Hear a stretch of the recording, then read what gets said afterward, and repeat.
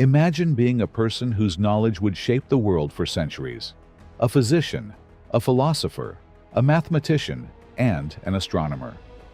Ibn Sina, known in the West as Avicenna, was exactly that. A polymath whose works influenced both the Islamic world and Europe. In this video, we will explore the versatility of this extraordinary scholar and his contributions to medicine, philosophy, and astronomy. Let's start with Ibn Sina's greatest legacy, medicine. His work, The Canon of Medicine, was used as a standard medical textbook in both Europe and the Islamic world for over 700 years. In this monumental work, he not only described diseases, but also analyzed their causes and treatments. He was among the first to recognize the importance of hygiene in surgical procedures and emphasized how a healthy diet aids recovery.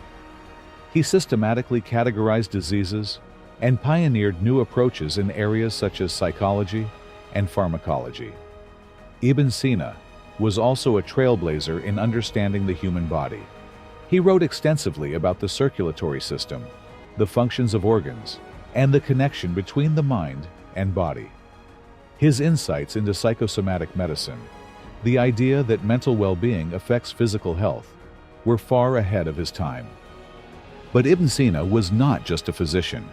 He was also a profound philosopher who bridged Greek philosophy with Islamic theology. His work, The Book of Healing, remains one of the most influential texts in the history of philosophy. In this book, Ibn Sina expanded upon the teachings of Aristotle and Plato, integrating them with Islamic principles. He explored fundamental questions such as, what is the soul? How do we perceive reality? And how does knowledge shape our actions? One of his most renowned contributions was the concept of the necessary existence, the idea that everything in the universe depends on a single, perfect source, God. His views on metaphysics not only shaped Islamic philosophy, but also influenced Christian thinkers like Thomas Aquinas. Beyond metaphysics, he also delved into ethics.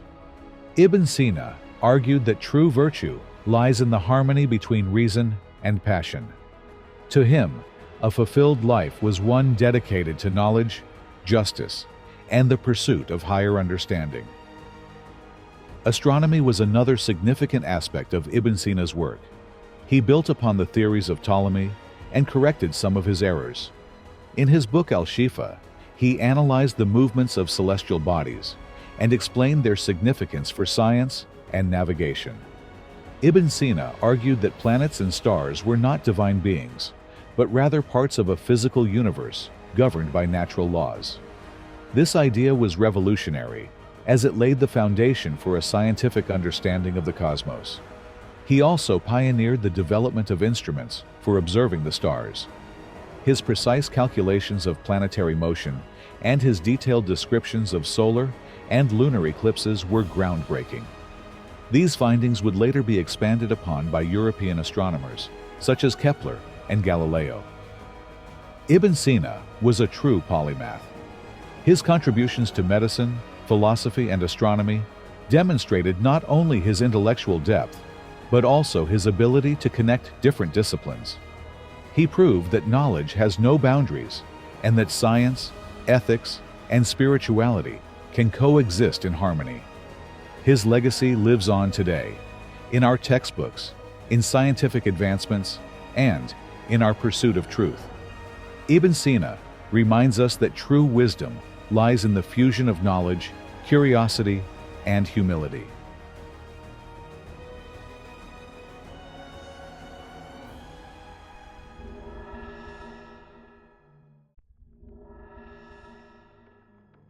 What makes a scholar immortal? Is it their ability to pass on knowledge, or their power to transform an entire civilization? Nearly 1,000 years ago, one man wrote a work that not only influenced the Islamic world, but also shaped philosophy and theology as a whole. Al-Ghazali and his masterpiece, The Revival of Religious Sciences, Ihya Ulum al-Din. In this video, we delve into one of the most significant books in Islamic history and explore why Al-Ghazali's teachings remain alive today. Born in 1058 in Persia, Al-Ghazali quickly rose to prominence as one of the leading scholars of the Islamic world. He taught in Baghdad, one of the intellectual centers of his time. Yet, despite his high status, he began to doubt everything: philosophy, theology, and even his own role as a scholar. He sought a deeper truth, one that went beyond mere academic study. Al-Ghazali realized that knowledge alone was not enough. He observed that many scholars focused only on the words of religion, but neglected its true meaning. He wrote, "Action without knowledge is folly, and knowledge without action is madness." With Ihya Ulum al-Din, he aimed to reconnect Islamic law, ethics, mysticism, and practical life. He criticized those scholars who were content with superficial knowledge, yet failed to apply it in their own lives. To him, a true scholar was not just someone who taught, but someone who lived by what they preached. Al-Ghazali emphasized that many religious practices were being performed mechanically, without genuine spiritual depth. He asked, "What is the value of prayer if it does not bring humility?" His answer was clear: without inner awareness and sincere intention, all religious acts become meaningless. His work is divided into 4 key sections, covering all aspects of human life and spirituality. Firstly, acts of worship, ritual duties such as prayer, fasting, and pilgrimage, but with deep spiritual understanding. Secondly, daily conduct, how a Muslim should act morally and ethically, from interpersonal relationships to personal discipline. Thirdly, destructive traits, inner diseases of the heart, such as arrogance, envy, and greed, that distance a person from God. Fourthly, virtues that lead to salvation, love, perseverance, gratitude, and humility as essential tools for spiritual fulfillment. These 4 areas form the foundation of a complete religious life.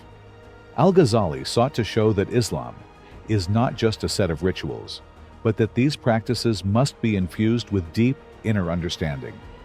A prayer without sincere intention is nothing more than a mechanical movement, and fasting without self-reflection remains merely a physical exercise. He even argued that outward religious duties are meaningless without inner transformation. For him, the heart was the true test of faith. If it was corrupted by arrogance or greed, no external action could redeem a person. This is why he considered inner purification just as crucial as outward religious obligations. Ihya Ulum al-Din was revolutionary. It became one of the most widely read books in the Islamic world and influenced scholars and theologians for centuries. Even in the West, his works inspired philosophers such as Thomas Aquinas. His ideas on ethics and spirituality are timeless, showing that true knowledge must be both intellectual and spiritual. Al-Ghazali taught us that true understanding is not just found in the mind, but also in the heart. His writings remain a key to anyone seeking a deeper understanding of Islam and striving to live according to ethical and spiritual principles. What do you think? Can knowledge exist without action? Share your thoughts in the comments. If you enjoyed this video, subscribe to The Power of Wisdom for more fascinating insights into history's greatest thinkers.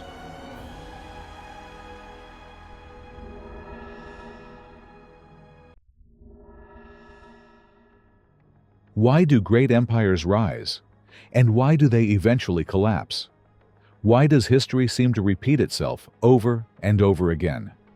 Is it mere coincidence that civilizations come and go? Or is there a deeper pattern at play? Over 600 years ago, one man formulated a theory that redefined world history.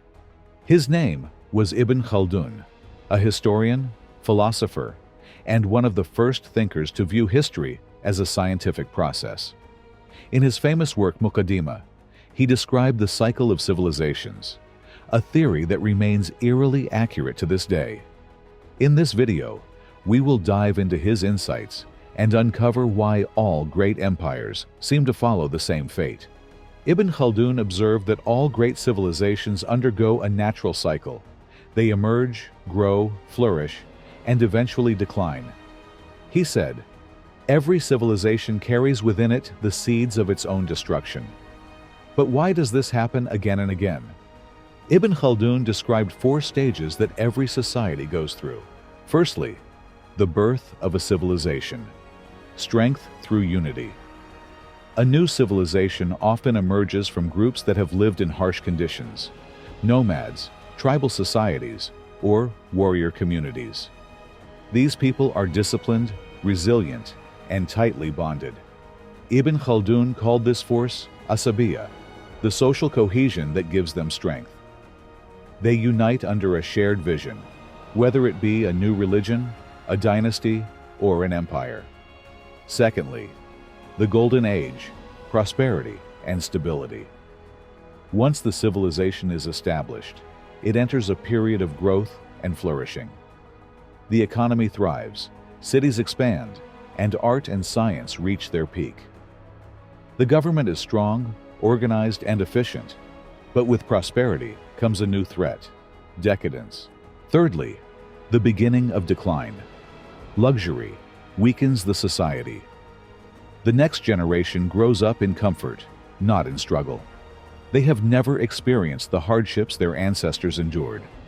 Luxury and complacency weaken the social bond that held the civilization together. Corruption, greed, and internal power struggles increase, and people drift away from the values that once made their empire strong. Fourthly, the collapse, the inevitable fall. The government becomes ineffective, the military weakens, and external enemies recognize the empire's vulnerability. Internal unrest, revolts, and economic decline accelerate the downfall. The once mighty empire is overtaken by a new power, and the cycle begins again. Ibn Khaldun's theory applies to many of history's greatest empires.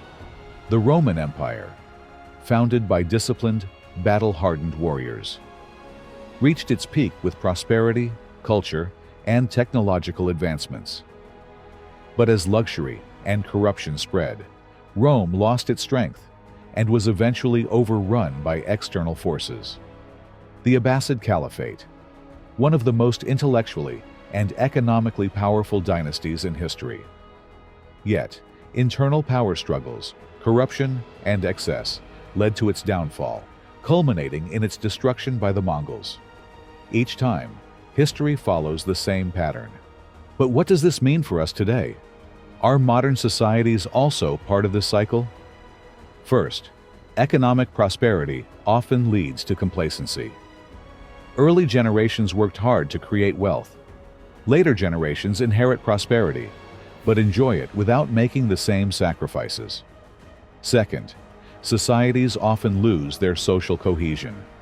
The unity that once brought stability starts to fracture through internal conflicts and divisions. Ibn Khaldun called this the decline of the social bond, the breakdown of community and collective strength. Third, technological advancement does not prevent decadence. Despite innovation and progress, human nature follows the same patterns. Are we already in the late phase of our own civilization? Ibn Khaldun teaches us that history does not unfold randomly. It follows a pattern.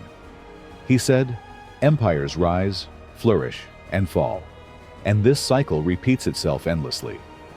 But does this mean that our fate is sealed? Or can we learn from the past and break the cycle? What do you think? Are we at the peak of our civilization, or are we already in decline? Share your thoughts in the comments. Don't forget to subscribe to our channel for more insights from the greatest thinkers in history.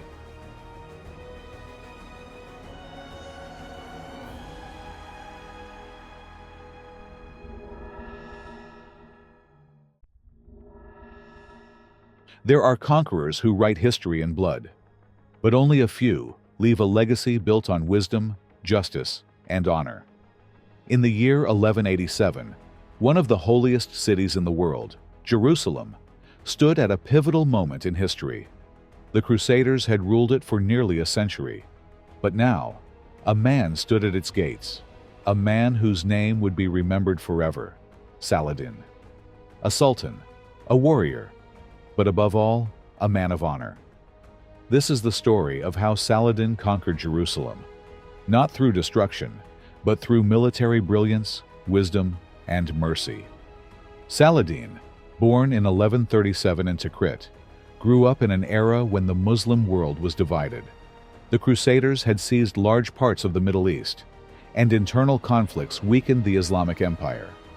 But Saladin was different from other rulers of his time. He was not just a warrior, but also a scholar.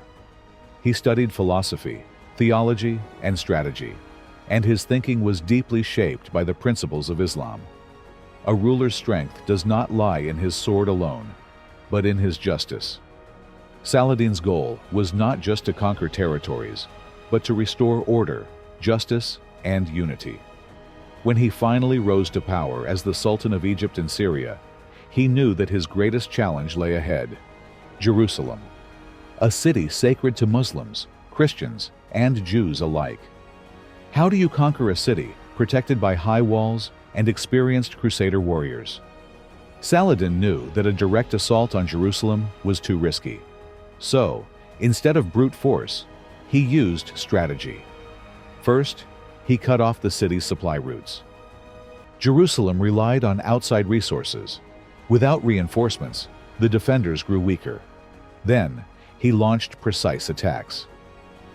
On September 20th, 1187, the siege began. Instead of scattering his forces, Saladin focused on the city's weakest defenses. He avoided unnecessary destruction. Saladin understood that a ruler does not win by conquest alone. True leadership comes through wisdom. He avoided reckless assaults, ensuring the safety of both his men and the civilians inside the city. Within days, the Crusaders' resistance collapsed. But what happened next is what truly set Saladin apart from other conquerors. After 88 years of Christian rule, Jerusalem was once again in Muslim hands. Many expected revenge, to avenge the massacre that the Crusaders had inflicted on Muslim and Jewish inhabitants in 1099. But Saladin acted according to Islamic law and principles. A conqueror should not rule by the sword alone, but by justice. He recognized the city's sanctity for all faiths. No plundering, looting, and random violence were forbidden. Places of worship remained untouched. Mosques, churches, and synagogues were protected. Safe passage was granted.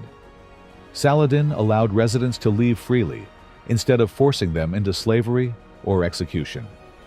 Even Queen Sibylla of Jerusalem was allowed to leave unharmed with her royal court. Even Richard the Lionheart, his greatest enemy, later acknowledged Saladin's nobility and honor. This act made Saladin one of the most respected conquerors in history. Saladin teaches us that true strength lies not in war, but in wisdom. His rule teaches us three timeless principles. Strategy is more powerful than brute force. Careful planning is often more effective than reckless aggression. Justice is the foundation of true greatness. A ruler is not defined by conquest, but by his actions afterward. Mercy is a sign of real strength. Saladin had the power to destroy, but instead, he chose peace. To this day, he remains a symbol of honor and justice, a leader who upheld humanity in a brutal era. Saladin was more than a conqueror. He was a man who lived by principles that extend beyond his time. In a world where power is often mistaken for cruelty, he showed that true strength does not lie in violence, but in justice. His actions were not random. They were deeply rooted in the teachings of Islam, which encouraged him to practice respect, balance, and generosity as the highest virtues. Where others saw war and conflict as a chance for revenge, Saladin saw it as his duty to choose compassion over retaliation, wisdom over rage, and justice over oppression. He could have taken Jerusalem by fire and blood, but instead, he chose reconciliation. Why? because Islam taught him to show humility, even in victory. These lessons are not just for leaders. They apply to all of us, in how we treat others, in how we respond to challenges, in how we make choices every day. Today, we live in a world filled with division, misunderstandings, and conflict. But Saladin's example shows us another way. Honor is not about humiliating the enemy. It is about treating them with respect. If more people followed this mindset, the world would be a different place. How often in life do we face a choice between revenge and forgiveness, between harshness and patience, between self-interest and compassion? How often do we choose anger instead of the patience and wisdom that define Saladin? His life reminds us that power is not about taking what you want, but about taking responsibility for those around you. That true leadership is not about ruling people, but about serving them. That the strongest person is not the one who wins battles, but the one who creates peace where others would destroy. His legacy is a call to all of us. Do not be led by anger or greed. Act with justice, with wisdom, and with a clear heart. For in the end, history does not remember who fought the most battles, but who made the right decisions in the most difficult moments. Which of Saladin's virtues impresses you the most? Share your thoughts in the comments. Don't forget to subscribe to our channel for more wisdom from history's greatest leaders and thinkers.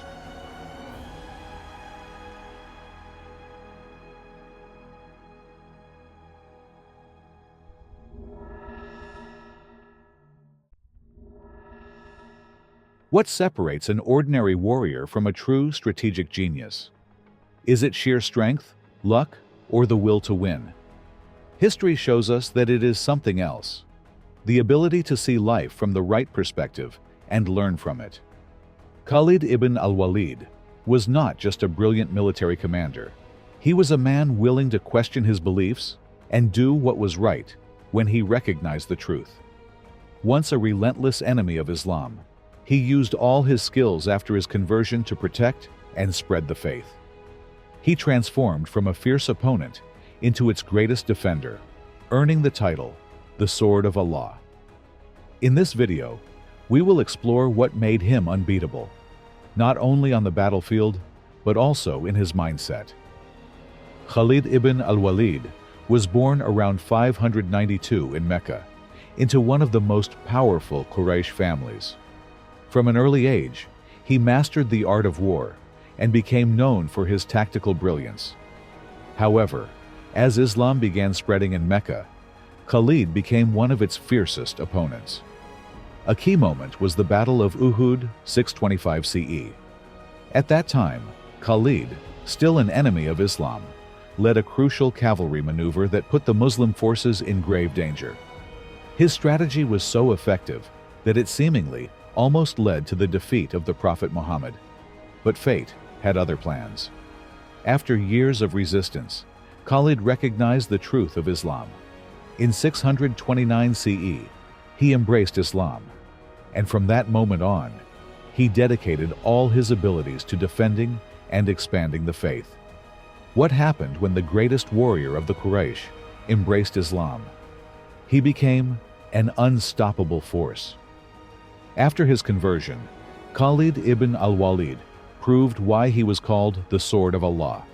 He led numerous battles and was never defeated. His strategy was based on three fundamental principles. Firstly, mobility and surprise. Khalid relied on lightning-fast attacks, overwhelming enemies before they could react. Secondly, tactical adaptation. He analyzed each battle carefully and adjusted his strategy as needed, even mid-fight. Thirdly, psychological warfare. Khalid used fear and confusion to break the enemy's will before the battle was even over. His greatest triumph was the Battle of Yarmouk, 636 CE, one of the most decisive confrontations between the Islamic Caliphate and the Byzantine Empire.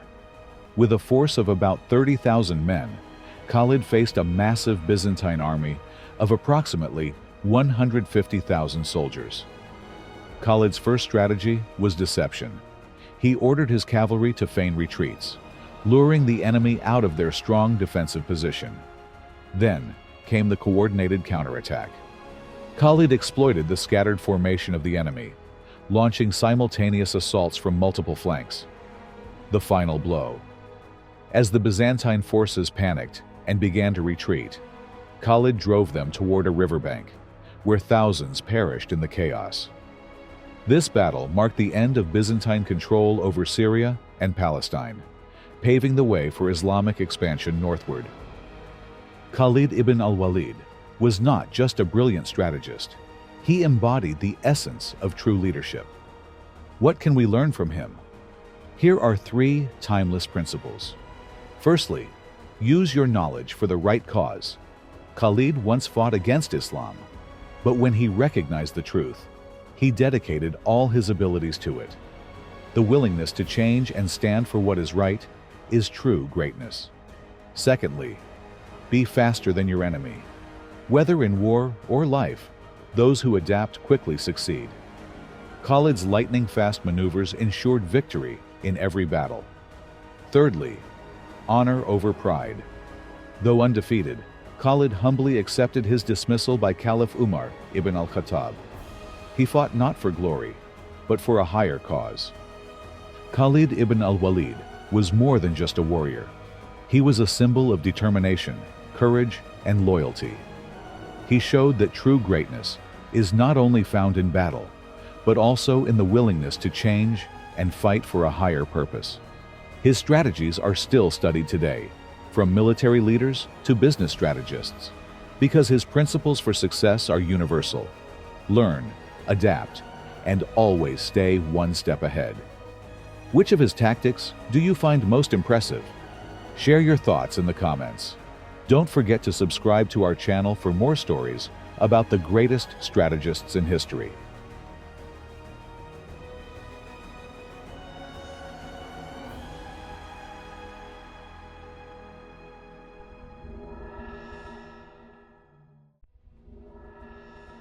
What remains of a life when all else fades? Wealth fades, power fades, but knowledge outlives centuries. In the 9th century, a Muslim woman left a legacy carved in stone and spirit, not by ruling, but by shaping. Not with the sword, but through vision and devotion. In 859 CE, Fatima Al-Fihri founded Al-Qarawiyyin in Fez, the oldest continuously operating university in the world. Contrary to modern Western assumptions, it was Islam itself that gave women like her the space to lead, to advise, and to shape society. The faith that once elevated women from pre-Islamic oppression became the very foundation for their participation in culture, learning, and governance. In this video, we dive into the life of this extraordinary woman and into the timeless lessons her legacy still teaches us today. Fatima Al-Fihri was born in the 9th century in Kairouan, in present-day Tunisia, into a wealthy and educated Muslim family. From an early age, she learned that wealth was not just privilege, it was responsibility. Her family migrated to Fez, a flourishing city where culture and trade thrived. But despite its growth, Fez lacked something vital, a permanent institution where knowledge could be preserved and shared. When her father and husband passed away, Fatima inherited a considerable fortune. And unlike many women in the Western world, who, until recently, had no inheritance rights, Fatima, under Islamic law, had full legal ownership of her wealth. She did not use it for luxury or status. Instead, she chose to build a mosque, along with a learning center. That center grew into a university, a place where knowledge would flourish for generations. And what many don't know, Muslim women in this era were not hidden or silent. They were scholars, teachers, benefactors, and advisors. Al-Qarawiyyin quickly became more than a mosque. It became a beacon of knowledge across the Islamic world and beyond. It offered instruction in theology, but also in astronomy, medicine, mathematics, grammar, rhetoric, logic, and philosophy. Scholars from North Africa, Andalusia, the Middle East, and even Europe came to learn within its walls. Among its renowned students were figures like Ibn Khaldun and Leo Africanus, men who would go on to shape history themselves. And it all began with the vision of a woman. Fatima left behind no written work, no political speeches, but her creation speaks louder than any book. Because while empires have risen and fallen, Al-Qarawiyyin still stands, as proof that women in Islamic history were not bystanders, but pioneers. What can we learn from Fatima Al-Fihri today? Here are 3 principles that remain relevant in a world full of noise, distractions, and division. Firstly, great visions don't need a grand stage. Fatima never sought the spotlight. Yet, she changed the world. The lesson: you don't have to be loud to make an impact. What matters is the clarity of your intention and your willingness to carry it through. Secondly, knowledge is a responsibility. She could have kept her wealth to herself, but she didn't. She understood those who are given much have a duty to give back, and spreading knowledge is one of the most powerful forms of giving. Thirdly, faith and progress belong together. Fatima lived her faith deeply, while also creating a space for science, logic, and thought. She proved that Islam does not suppress women. It empowers them with dignity, with rights, with responsibility. Fatima Al-Fihri was not a queen, not a warrior, not a public speaker. She was something greater, a shaper of the future. She didn't build palaces. She built ideas, not armies, but schools of thought. Al-Qarawiyyin still stands today, and with it, a truth. Education is not a privilege, but a legacy. And great deeds do not need applause. They only need sincerity and perseverance. What do you think about Fatima Al-Fihri's legacy? Let us know in the comments. And don't forget to subscribe for more inspiring stories from the history.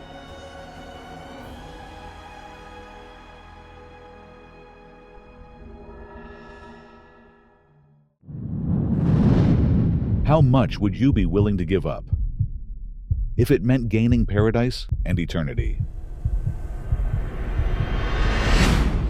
He was handsome, wealthy, and admired, a young man who lacked nothing. Perfume from Yemen, fine garments from the Levant, sandals of the softest leather in all of Mecca. When he walked through the streets, the fragrance lingered long after he had passed. And yet, he left all of it behind. The wealth, the admiration, the comfort, for something unseen, yet eternal, for Islam, and for the hereafter.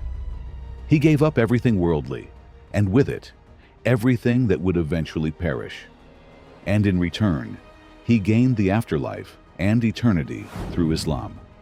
Musab ibn Umair understood that what the world had offered him was beautiful, but fleeting. What faith gave him was invisible, but everlasting. In this video, we follow the path of a man who was more than a companion. He was the first ambassador of Islam, the first teacher in Yathrib, the young man who, through nothing but his character, his voice, and his unwavering faith, brought 1/3 of a city to Islam and paved the way for the first Islamic society and the migration of the Prophet. He once saw Musab in worn cloth, barefoot, with dignity in his eyes, and remembered the Musab of wealth and status. And he honored him, not for his past, but for his path. Who was Musab ibn Umair? Why does his life remain one of the clearest signs of sincerity, sacrifice, and strength? And what can we learn from him today? Musab ibn Umair was what many today would call a child of privilege. He was born into one of the wealthiest families of Mecca. His mother was strict but loving. She gave him everything. His clothes were of the finest quality, his sandals unmatched, and his fragrance would announce his presence before he even arrived. He was admired, intelligent, and charismatic. And yet, despite all the comforts of life, his heart was open to the truth. When he heard of the new message preached by the Prophet Muhammad, he quietly went to the house of Al-Arqam, where the early Muslims gathered. There, he heard the Qur'an, and his heart surrendered. He accepted Islam, not out of rebellion, but conviction. His family's reaction was severe. His mother, who had once adored him, turned against him. She locked him away, cut him off from wealth and status. But Musab did not retreat. He stood firm in his faith, even as it cost him everything: comfort, protection, and family. Musab lost everything worldly, and with it, everything that was temporary. But through Islam, he gained what lasts forever: the hereafter and nearness to Allah. Years later, he would be seen walking through Mecca, barefoot, wrapped in coarse cloth. Few recognized him. But when the Prophet saw him, he looked with gentle admiration and love, not at the loss, but at what Musab had become: a man of light and unwavering purpose. In Musab, we see a rare kind of strength, not the kind that resists others, but the kind that transforms oneself. He was willing to give up everything, not for a promise of power, but for the truth. When Musab ibn Umair lost everything the world had to offer, he was entrusted with something far greater: the mission of carrying Islam beyond Mecca. The city of Yathrib, later known as Al-Madinah al-Munawwara, was a city divided. The two major tribes, Aus and Khazraj, had been locked in bitter conflict for generations. Blood had been spilled, trust broken, but deep within, there was a growing yearning for peace, for unity, for a purpose greater than tribal rivalry. At the first pledge of Al-Aqaba, 12 men from Yathrib had embraced Islam and asked the Prophet to send someone to teach them. The Prophet chose Musab, not for his age or experience, but for his wisdom, his humility, and his clarity of heart. Musab traveled alone. No wealth, no army, just the Qur'an in his heart and truth on his tongue. He stayed with Asad ibn Zurara and began his mission, house by house, person by person. He did not argue nor shout. He listened. He taught. He reflected the Qur'an through his character. One day, Saad ibn Mu'adh, a leader of the Aus, came to confront him. Musab responded with calm: "Sit and listen. If you dislike what I say, you may leave." Saad sat. He listened, and his heart was opened. That very day, he embraced Islam, and with him, his tribe followed. This happened again and again. Yathrib was not won over by speeches. It was changed by sincerity. Through his gentle manner and truthfulness, Musab turned enmity into brotherhood. It is said that by the time he returned to Mecca, nearly 1/3 of Yathrib had entered Islam. He led the first public Friday prayer in the city. He taught the people Qur'an, prayer, and the basics of faith. But more than that, he showed what it means to live Islam, quietly, fully, and with integrity. His work culminated in the second pledge of Al-Aqaba. Over 70 Muslims from Yathrib came to Mecca to pledge not only their faith, but their support and protection of the Prophet. This pledge laid the foundation for the Hijrah, for the Islamic State, for the Ummah. And who prepared this ground? Not a warrior, not a statesman, but a young man who gave everything for the truth, and who walked gently, carrying the greatest message. The story of Musab ibn Umair is not simply a tale of the past. It is a mirror for our present. Even today, we face the same questions. What truly matters? What are we willing to give up? And what do we really live for? Musab's life was shaped by a radical decision. He let go of everything that once defined him, not out of pain, but with clarity. In return, he gained something that no wealth could ever replace: truth, dignity, and the eternal nearness to Allah. His path shows us that real change is possible, if we are willing to be honest.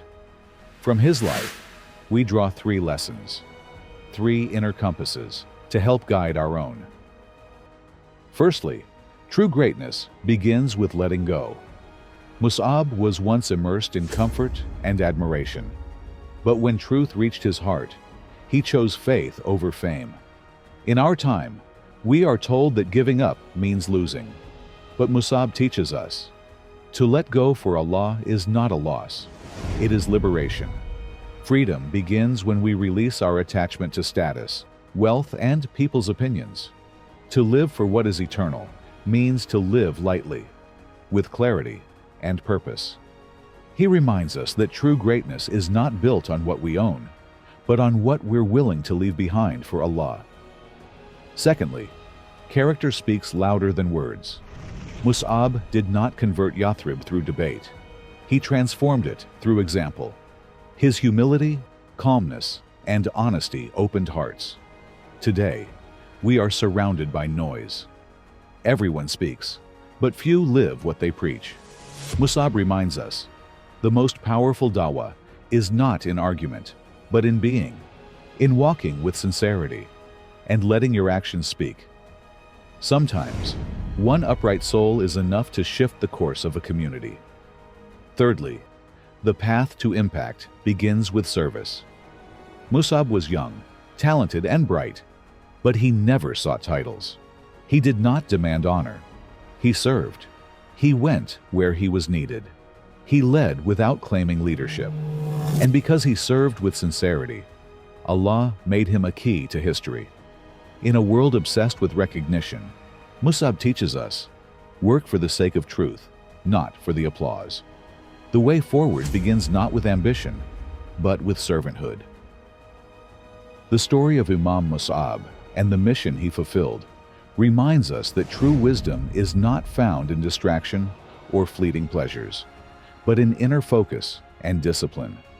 In a world full of diversions pulling us in every direction, Musab teaches us that real strength lies in keeping control over our attention and in dedicating our energy to what truly benefits us, whether it's knowledge, spiritual insight, or personal growth.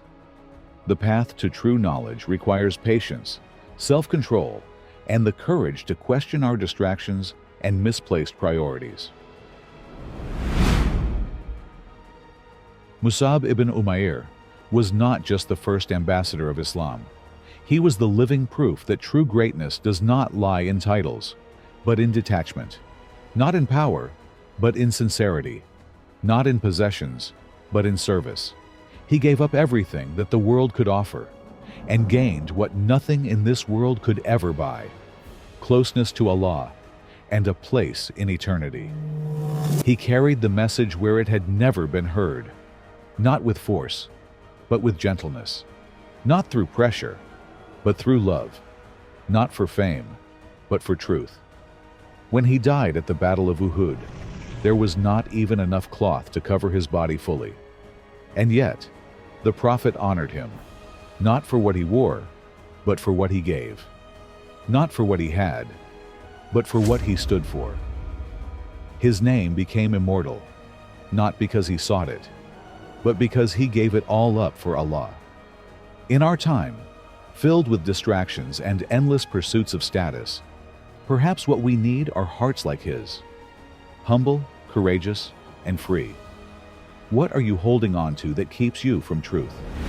And what would you be willing to give to walk a path that leads to the eternal? If the story of Musab moved you, share this video, leave a comment, and follow our channel so that we may continue to honor the lives of those who walked quietly, but lit the world with their sincerity.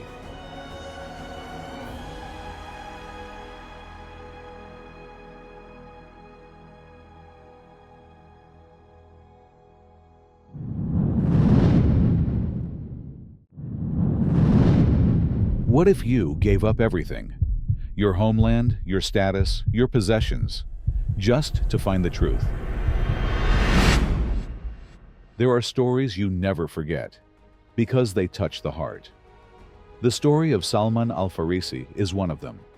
A man from Persia, raised in wealth, in a religious elite. Yet his heart remained restless. He did not blindly believe what he was told. He searched, questioned, tested, doubted, hoped. His journey led him from the fires of the Magians to the light of Islam. He was not an Arab, not a man from Quraysh, yet he became one of the closest companions of the Prophet, peace be upon him. Why? Because sincerity needs no lineage, and Islam recognizes no nationality. This video tells the incredible journey of a true seeker, and the timeless wisdom his life holds for us today. Whoever seeks sincerely will be guided. Whoever gives up everything for Allah will be rewarded beyond imagination. Are you ready for the story of a man who never stopped until he found Allah? Salman was born in the heart of Persia, into a wealthy family near Isfahan. His father was a respected priest of Zoroastrianism, the religion of fire and light.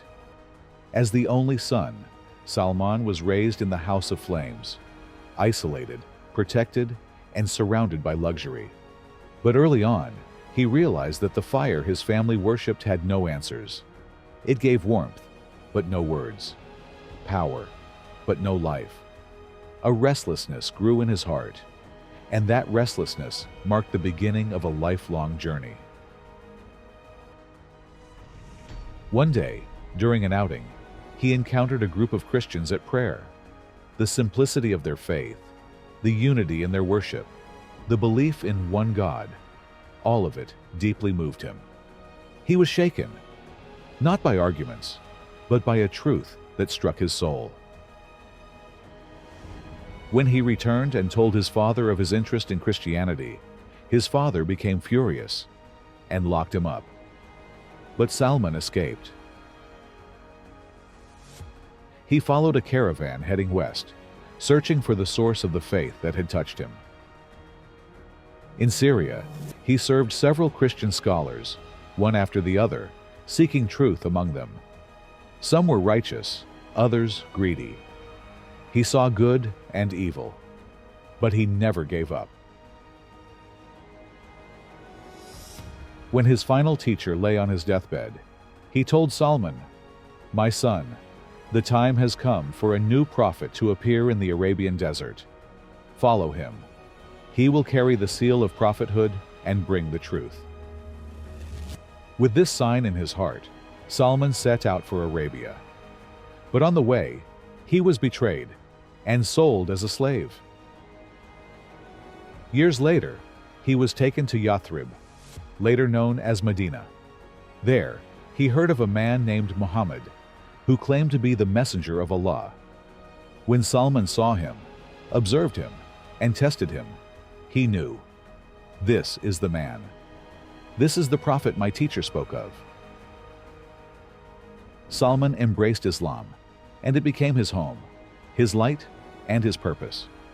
He was not an Arab, yet he was loved and honored by the prophet, peace be upon him. A greater honor is hard to imagine. For a man who lost everything, and through Islam, gained more than he ever dreamed. The story of Salman Al-Farisi is more than a journey through lands. It is a journey through the heart. His experiences teach us not only about loyalty, patience, and sincerity, but how deep trust in Allah can grow, even when everything seems against you. First, truth is not bound to lineage. Salman was Persian, not Arab. He spoke a different language, came from a different religion, a different world. Yet Islam did not treat him as a stranger. It welcomed him. The Prophet said, "Indeed, Allah does not look at your appearance or your lineage, but at your hearts and your deeds." Salman is living proof. Islam does not discriminate by color, language, or ethnicity. It values sincerity, truthfulness, and the search for truth. In a world that divides, Salman reminds us, the Ummah is one. Its measure is devotion to Allah. Second, seek the truth, no matter the cost. Salman left behind luxury, family, homeland, and safety. He was imprisoned, betrayed, and sold. He witnessed greed in scholars, blindness in nations, injustice in the world. But he never gave up. Why? Because his heart burned, not for fame, but for truth. And this burning desire led him, through pain, through betrayal, through slavery, to the ultimate truth, the message of Prophet Muhammad, peace be upon him. How many today give up at the first difficulty? Salman teaches us, if you truly seek the truth, never give up. Allah guides those who sincerely seek Him. Third, humility in service, greatness in wisdom. After his freedom, Salman did not become loud or commanding. He was quiet, thoughtful, humble. And yet, during the Battle of the Trench, Al-Khandaq, when the Prophet, peace be upon him, asked for advice against the enemy forces, it was Salman who suggested digging a trench around Medina, a Persian war tactic. The Prophet accepted this advice, and the trench saved the city. Salman teaches us, there is wisdom in stillness. Leadership can be hidden in humility. The best advice often comes not from the loudest, but from the hearts connected to Allah. The journey of Salman al-Farisi is not just a tale from the past. It is a mirror of our own search, doubts, trust, and our relationship with Allah. There are 3 timeless lessons we can draw from his life, relevant today as they were 1400 years ago. First, truth is greater than culture or ethnicity. In a world increasingly divided by identity, tribalism, and nationalism, Salman reminds us, truth knows no flag, no language, no color. He was a Persian fire worshipper, yet became one of the Prophet's closest companions, peace be upon him. Not because he fit in, but because he sought sincerely. If you are seeking truth, be ready to question your comforts. Truth is not about being right. It's about recognizing what's right, even if it changes everything. Don't be limited by your background. Remember, Allah looks at your heart, not your nationality. Second, whoever seeks sincerely will be guided. Salman was sold, betrayed, imprisoned, used, yet he never lost sight of his goal, because he trusted that Allah would never abandon him. How often do we ask, why me, when facing hardship? Salman's life shows, it is through trials, detours, and pain that Allah shapes your heart. If you're seeking, don't give up. Allah never abandons the sincere. The path may be long and hard, but it leads to light. Third, true greatness lies in humility. Salman was not a general, not a tribal chief, not a great orator. And yet the Prophet said of him, Salman is one of us, not by blood, but by faith, love, and sincerity. In a time where many chase recognition, Salman shows us, true greatness is not in what you own or say, but in what you serve. Quietly, secretly, and with a heart that belongs to Allah. If you ever feel lost, remember Salman. If you don't know where you belong, remember him. If you are searching, struggling, and hoping, remember, Allah guides hearts, and He never leaves the one who is honest with Him. Salman al-Farisi wrote no book, led no army, and founded no school. Yet his life is a sign that Allah sees everyone, even the stranger, the silent, the patient. He sought truth and found it. He gave up homeland, language, and wealth, and gained the hereafter. He was sold, but Allah freed his heart. His life is proof. Your name does not make you great, nor your land, nor your tribe, but what you carry within and what you're willing to give up for it.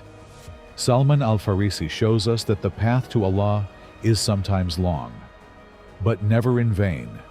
He shows us that you can lose everything and still gain the most valuable thing: Allah's closeness, Allah's love, Allah's light.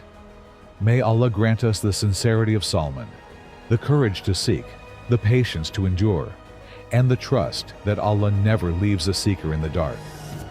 If this story touched you, share it with someone who is searching. And never forget, whoever leaves everything for the truth will one day be received by the truth itself.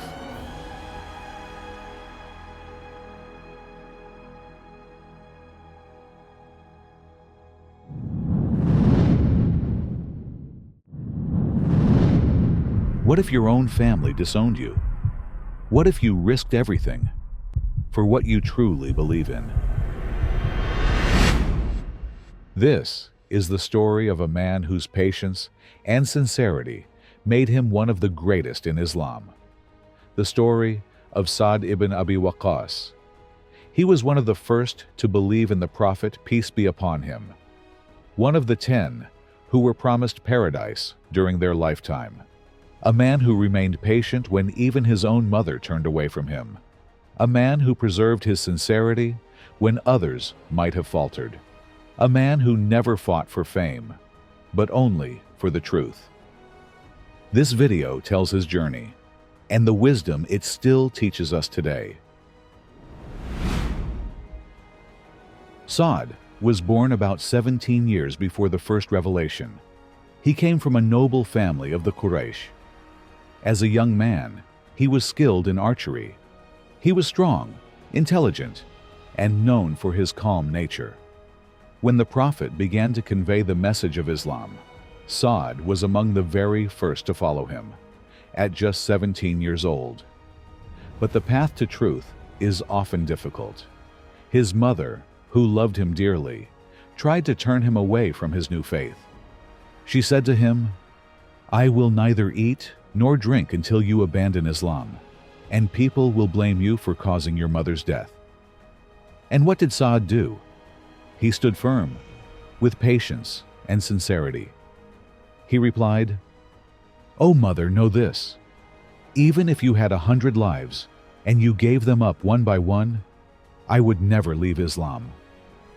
His mother soon realized that her threats could not sway him, and so she gave up her plan. This moment reveals Saad's unwavering resolve. He did not lose his mother's love. Rather, he earned her respect. And most importantly, he remained true to his faith. Throughout his life, Saad ibn Abi Waqqas faced many trials and challenges. Yet it was precisely in these moments that the true source of his strength became clear. His patience, trust in Allah, and sincere heart made him one of the most distinguished companions. Let us look at a few key examples where his wisdom in action truly stood out. First, patience in the face of trials. From the early days of Islam to the major military campaigns later on, Saad faced every challenge with patience. During the Battle of Qadisiyah against the Persian army, he was ill and unable to ride into battle. Yet he led the army from his tent, with a calm voice, a clear mind, and deep patience. He knew victory does not come from shouting, but from inner steadfastness and trust in Allah.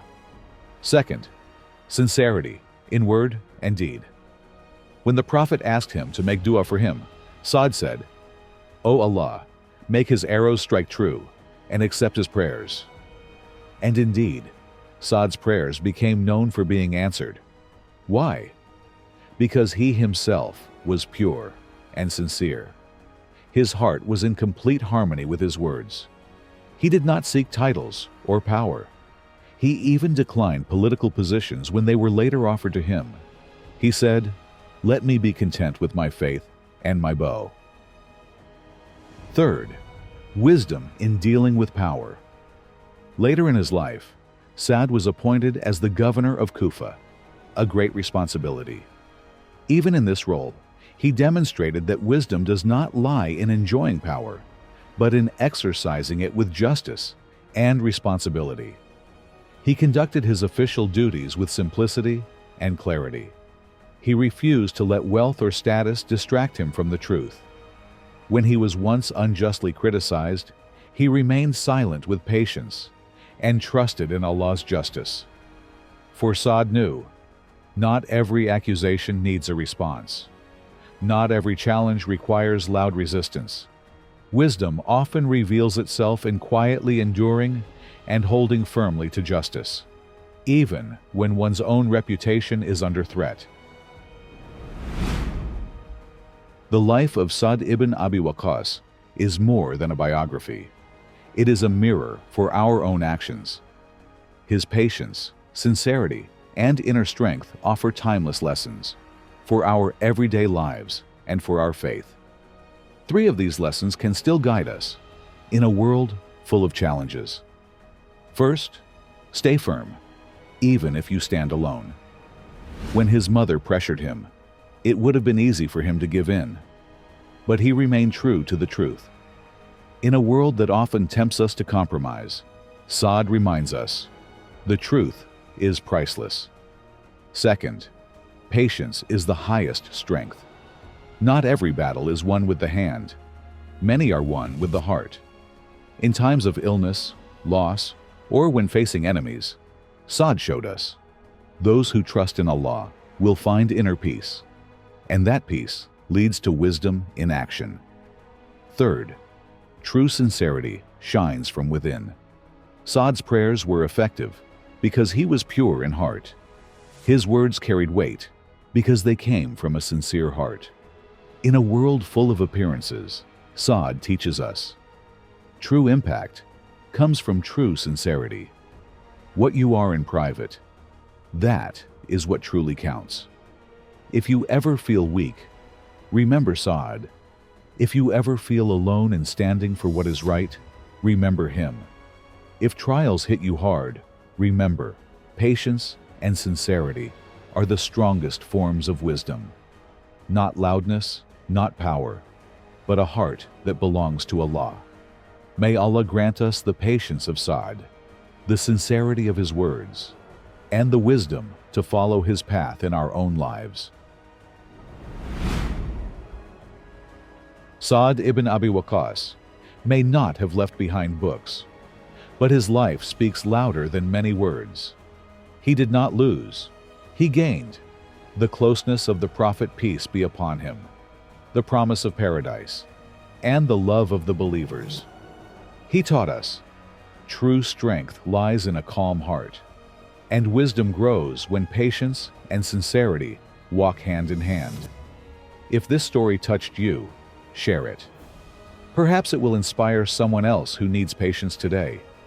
And never forget, those who remain sincere for the sake of Allah will be honored by Allah.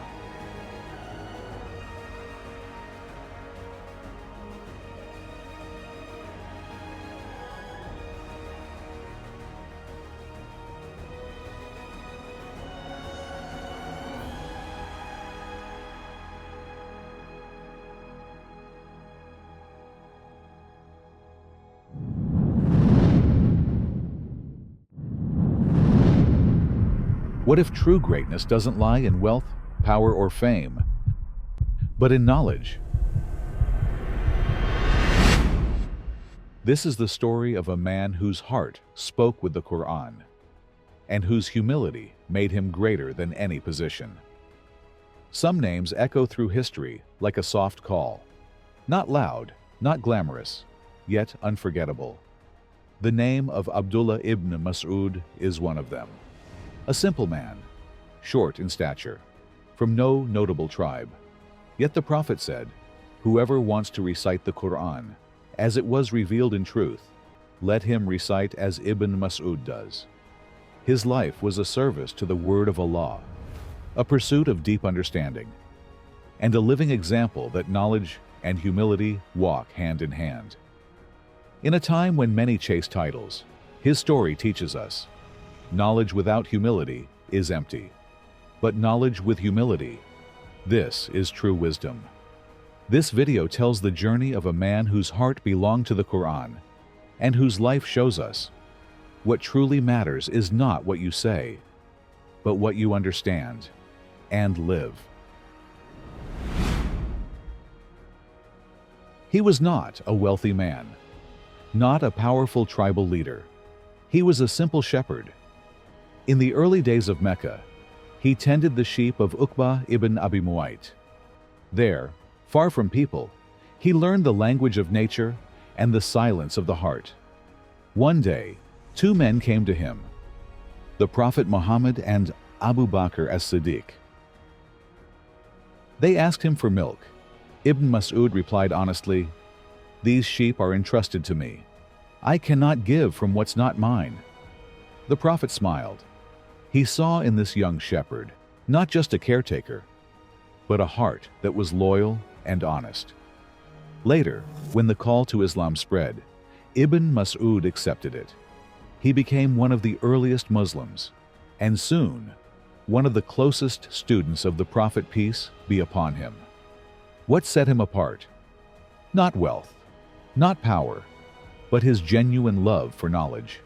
He absorbed the verses of the Qur'an, learning them directly from the Prophet's lips, and not just memorizing, but understanding and living them. He was small in frame, so much so that once some people laughed at the thinness of his legs. But the Prophet said, "By the one in whose hand is my soul, they are heavier on the scale before Allah than Mount Uhud." What does this teach us? Outward appearances do not matter. What matters is the weight of your heart. Ibn Masud was the embodiment of humility, and at the same time, a guardian of divine words. He would later say, "There is not a verse in the Qur'an that I do not know, where it was revealed, when it was revealed, and why it was revealed."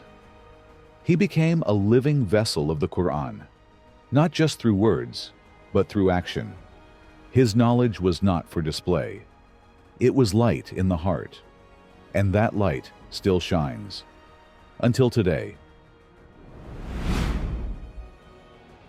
When we speak about the life of Abdullah ibn Mas'ud, we don't speak of battles, nor of political power, nor of fame. We speak of depth, of understanding, and of a man whose heart was so closely bound to the Qur'an that his teachings still echo in our mosques today. Here are 3 great lessons from his life. Lessons quieter than speeches, but deeper than any book. Firstly, knowledge is a responsibility, not a decoration. Ibn Mas'ud was more than a student. He was a carrier of sacred knowledge. But he never saw it as status. He saw it as amana, a divine trust. He once said, "Whoever knows something about me, let him speak. Whoever doesn't, let him stay silent. For to lie about me is no small matter." He feared speaking without certainty. He was cautious, deliberate, because he knew words about religion are not opinions. They are guidance. In a time when voices are loud and quick to speak, Ibn Mas'ud reminds us, speak only when you know. Remain silent when you don't. Before Allah, what counts is not the many words, but the truthful ones. Secondly, humility is the mark of true scholarship. He was a great scholar, yet he never carried himself as one. As Islam spread and titles were given, Ibn Mas'ud remained humble. He sought no office, no status, no leadership. He once said, "If I knew someone who understood the Qur'an better than I would travel a whole year by camel to reach him." That's not arrogance. That's true humility, true reverence for Allah, and deep respect for knowledge. In a world where people crave recognition, Ibn Mas'ud teaches, the one who truly knows doesn't need to shout. His character speaks for him. Thirdly, live what you learn, or your knowledge is empty. Ibn Mas'ud wasn't just someone who memorized verses. He was someone who lived each verse. He said, "We would learn 10 verses, and would not go beyond them until we had understood them and acted upon them. To him, the Qur'an was not just for recitation. It was a manual for life. His devotion, his care, his speech, his way of dealing with people, all reflected the Qur'an. That's what made him special. He didn't just speak. He lived. In a world that consumes knowledge but rarely embodies it, Ibn Mas'ud is a mirror.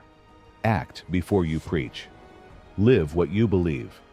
These lessons are not loud, not glamorous, but they are deep, and they are real. True greatness doesn't come from titles, but from humility. Not from many words, but from lived wisdom. And Ibn Mas'ud was a man whose life became a single, shining truth. Knowledge, with heart, and with action.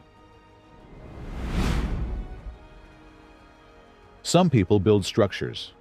Others leave behind armies. But then, there are those who leave traces in hearts. Abdullah ibn Mas'ud was one of them. Not a great general, not a political leader, but a bearer of light. His greatest weapon was the word.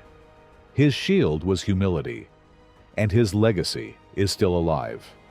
In every Qur'an, in every mosque, in every heart that longs to know what Allah truly says. What can we learn from him? Here are 3 lessons. For a life of meaning. For our time. For our challenges. Firstly, knowledge is only light when it illuminates your heart.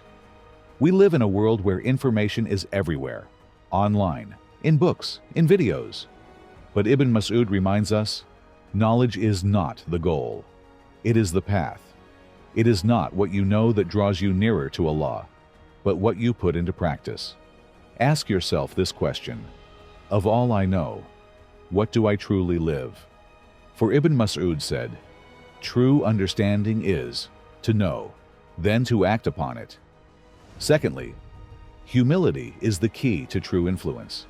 He could have boasted, he could have demanded, but he remained small, on the outside, and great on the inside. In a world where people constantly promote themselves, Ibn Mas'ud teaches us, you do not need to be seen to make an impact. His life was simple, his character quiet, and yet his knowledge shaped generations. If you ever wonder whether you can make a difference, remember him. Impact does not come from loudness, but from sincerity. Thirdly, stay close to the Qur'an.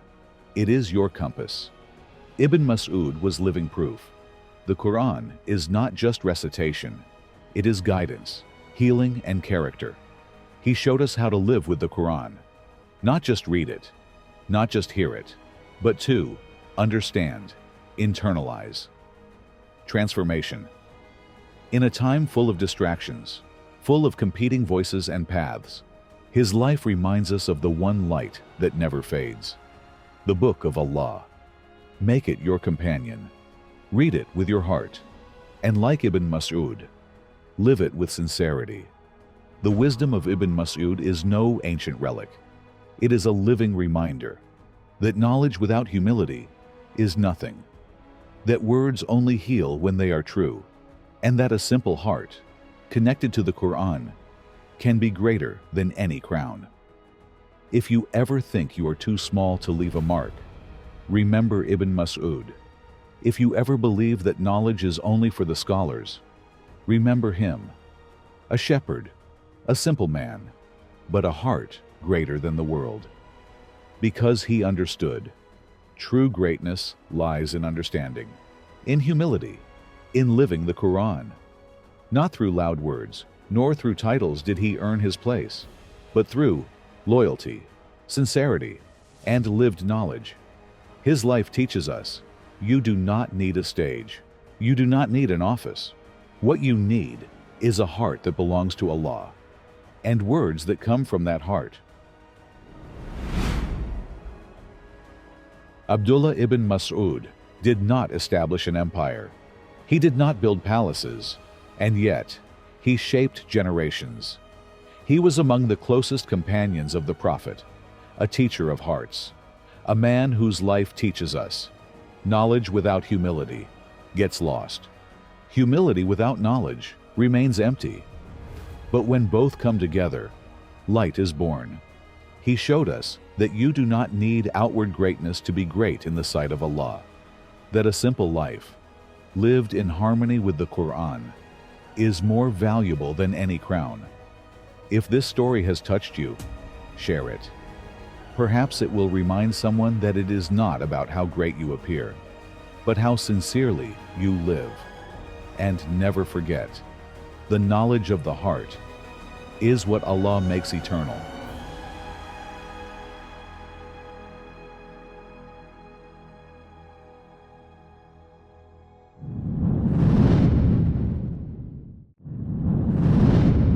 What if you said what others would not dare to say? What if you spoke the truth, no matter who is listening? This is the story of a man whose heart knew no compromise, who lived the truth, even when it cost him everything. There are some names in history that sound like a storm. Loud, unyielding, fearless. His name was Abu Dharr al-Ghifari, a man who came when Islam was still young.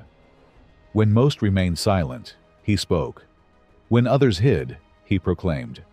He was not a scholar, not a general, not a wealthy man. Yet he possessed something few have: radical integrity and unyielding courage. The Prophet said about him, "No man walks under the sky, and no man treads upon the earth who is more truthful and upright than Abu Dharr." He lived simply, spoke clearly, and feared none but Allah. This video tells the journey of a man whose courage lay not in weapons, but in words, and whose integrity teaches us today: you may lose much when you speak the truth, but you lose yourself when you withhold it. His name was Jundub ibn Junadah, but the world knows him as Abu Dharr al-Ghifari. He came from the tribe of Ghifar, a tribe of nomads and highwaymen on the desert frontiers west of Medina. From a young age, he was different. While his people lived in plunder and indulgence, he remained abstinent. He did not believe in the idols of Quraysh. He worshipped only one God, long before the call of Islam reached him. Then he heard of Muhammad, and that a man in Mecca was speaking of God and the truth. He first sent his brother to inquire, but his heart burned. "I must hear and see for myself." And so Abu Dharr journeyed alone to Mecca. There he remained in hiding until Ali ibn Abi Talib brought him to Muhammad. And when he heard the Qur'an, he recognized the truth and embraced Islam at once. But what happened next reveals who he truly was. The Prophet advised him, "Keep your Islam private, for the Quraysh will attack you." But Abu Dharr replied, "By the one in whose hand is my soul, I will proclaim it to them." And he went to the marketplace of Mecca and cried out loudly, "La ilaha illallah wa Muhammad Rasulullah." There is no God but Allah, and Muhammad is the messenger of Allah. The Quraysh descended upon him and beat him mercilessly. He nearly lost consciousness, but his tongue did not fall silent. This was who he was. His words were heavier than his bones, and his heart was stronger than any blow. The Prophet later sent him back to his tribe until Islam had grown stronger. And when Abu Dharr returned, he did not come alone. Half the tribe of Ghifar had embraced Islam through him. Later, he migrated to Medina, remained close to the Prophet, peace be upon him, and preserved his radical pursuit of justice throughout his entire life. He feared no king, no caliph.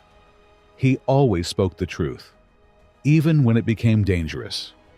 And he departed this world as he had lived it, far from the glitter of the dunya, rich in heart and upright in faith. When you think of Abu Dharr al-Ghifari, you encounter a man who did not fit into this world, and for that very reason shone so brightly. A man whose heart would not accept a false word. A man whose tongue never remained silent when injustice arose. He was straight as light, clear as the sky, unbribable, even by himself. Who was this man? What defined him? Firstly, unshakable truthfulness. Abu Dharr was a man whose heart and tongue were one. When he recognized something as true, he spoke it immediately, without hesitation, not out of defiance, not to shame others, but because he could not bear for the truth to be concealed. The Prophet said of him, "No man under the heavens is more truthful and upright than Abu Dharr." This was his greatest strength, and his greatest test. For one who speaks thus often stands alone. And Abu Dharr accepted this. Before wealthy merchants, before caliphs, before his own community, his voice remained clear. He did not speak for effect, but for truth alone. Secondly, lived integrity. What set Abu Dharr apart was not only that he spoke, it was that he lived as he spoke. Many speak of renunciation, but Abu Dharr gave up what he did not need. Many speak of humility, but he loved the simplicity of the desert more than the splendor of the cities. Many speak of justice, but he demanded it loudly, even when it set him apart. His companions reported that he kept nothing he did not need. When he saw someone in need, he gave whatever he had. He did not seek to accumulate. He did not seek to shine. He sought to remain pure. This lived integrity is what made him truly unique. Thirdly, a heart that remained free. Abu Dharr's greatest distinction was his heart. It remained free, free from greed, free from fear, free from the desire to please others. He lived simply, spoke simply, walked his path, straight to the end. And when the world around him changed, when wealth arrived, when palaces were built, when some forgot their values, he withdrew, not from weakness, but from the desire to protect his heart from this world. He left the clamor and sought refuge in the desert. There, beneath the vast sky, he remained as he always was, a free man, standing upright before Allah. And so his life reminds us, if you wish to remain free, you must have the courage to stand apart, the courage to be different, the courage to remain pure, even when the world bends. Abu Dharr was not a man of compromise. His integrity was his shield. His courage was his voice. His heart was his most precious possession. And so, he walked his path, clear, free, and upright. A path needed today more than ever. Abu Dharr's words still echo in every era, in every society, in every heart that beats for truth. His courage came not from loudness, but from deep certainty. His integrity was not a tool, but his essence. And his life teaches us, whoever remains truthful and courageous will not be without reward, neither among people nor with Allah. Here are 3 lessons from his life. Lessons that can give us strength and hope today. Firstly, true integrity leaves marks in hearts. Abu Dharr always spoke what he knew to be true, even when it left him isolated. But it was precisely this that earned him deep respect, even from those who found his words uncomfortable. Many companions said, "No one speaks with a purer heart than Abu Dharr." For one who remains truthful gains something that no wealth can buy, the quiet respect of sincere hearts. And even if some may avoid you, deep down they know, this person means what he says, and lives what he means. Secondly, courage of heart brings respect and nearness to Allah. Courage is not about fighting loudly. Courage is about standing firm where others waver. Abu Dharr embodied this. He spoke in the marketplaces, before caliphs, before the wealthy. He knew this would not make him popular, but he did not fear what people might say. And it was precisely this that brought him respect in the hearts of the sincere. Even those who did not understand him respected his steadfastness. And more importantly, his reward with Allah was certain. For the Prophet said, "Indeed, Allah loves the one who stands for the truth, even if alone." If you stand for what is right today, even against opposition, know this: Allah sees you, and He elevates those who stand firm. Thirdly, purity of heart leads to inner peace. Abu Dharr sought no applause, no fame, no rank. He sought a pure heart, and in that purity, he found a peace that many in this world do not find. He lived simply, gave generously, spoke clearly, and when he finally left this world, he departed not bitter, but free. For he knew a pure heart is the greatest reward, and Allah loves those who protect their hearts from the world. For us, this means whoever lives with integrity, who carries the truth with courage, who remains true to themselves, will be rewarded with respect in this life and nearness to Allah in the next. Abu Dharr shows us courage and integrity may cost you the easy path, but they grant you respect, they grant you true strength, and they open doors with Allah. If you ever doubt whether it is worth standing for what is right, remember Abu Dharr Al-Ghifari. If you wonder whether integrity still matters today, remember him, a man with no title, no palace, no wealth. Yet his name lives on today, and his words touch hearts, because they were true, because he never spoke to please, but to be true, because he never fell silent out of fear, but because his heart could not remain silent. And so he shows us, people of integrity are rare, but their footprints are eternal. You may sometimes stand alone. It may cost you comfort. It may cost you approval. But know this: whoever stands upright is elevated by Allah. And even those who may not like your words will respect your heart. Abu Dharr Al-Ghifari moved people through the clarity of his words, through the truth of his life, through the courage of his heart. His lesson remains: speak the truth, even if you are alone. Live the truth, even when it is uncomfortable. Protect your heart, for Allah gazes upon it. And if you do this, you will find respect among people and with your Creator. Perhaps not immediately, perhaps not loudly, but surely. For whoever lives for the truth remains alive, even after they leave this world. If this story inspired you, leave a like and share it, so that more people may find the courage to stand for what is right.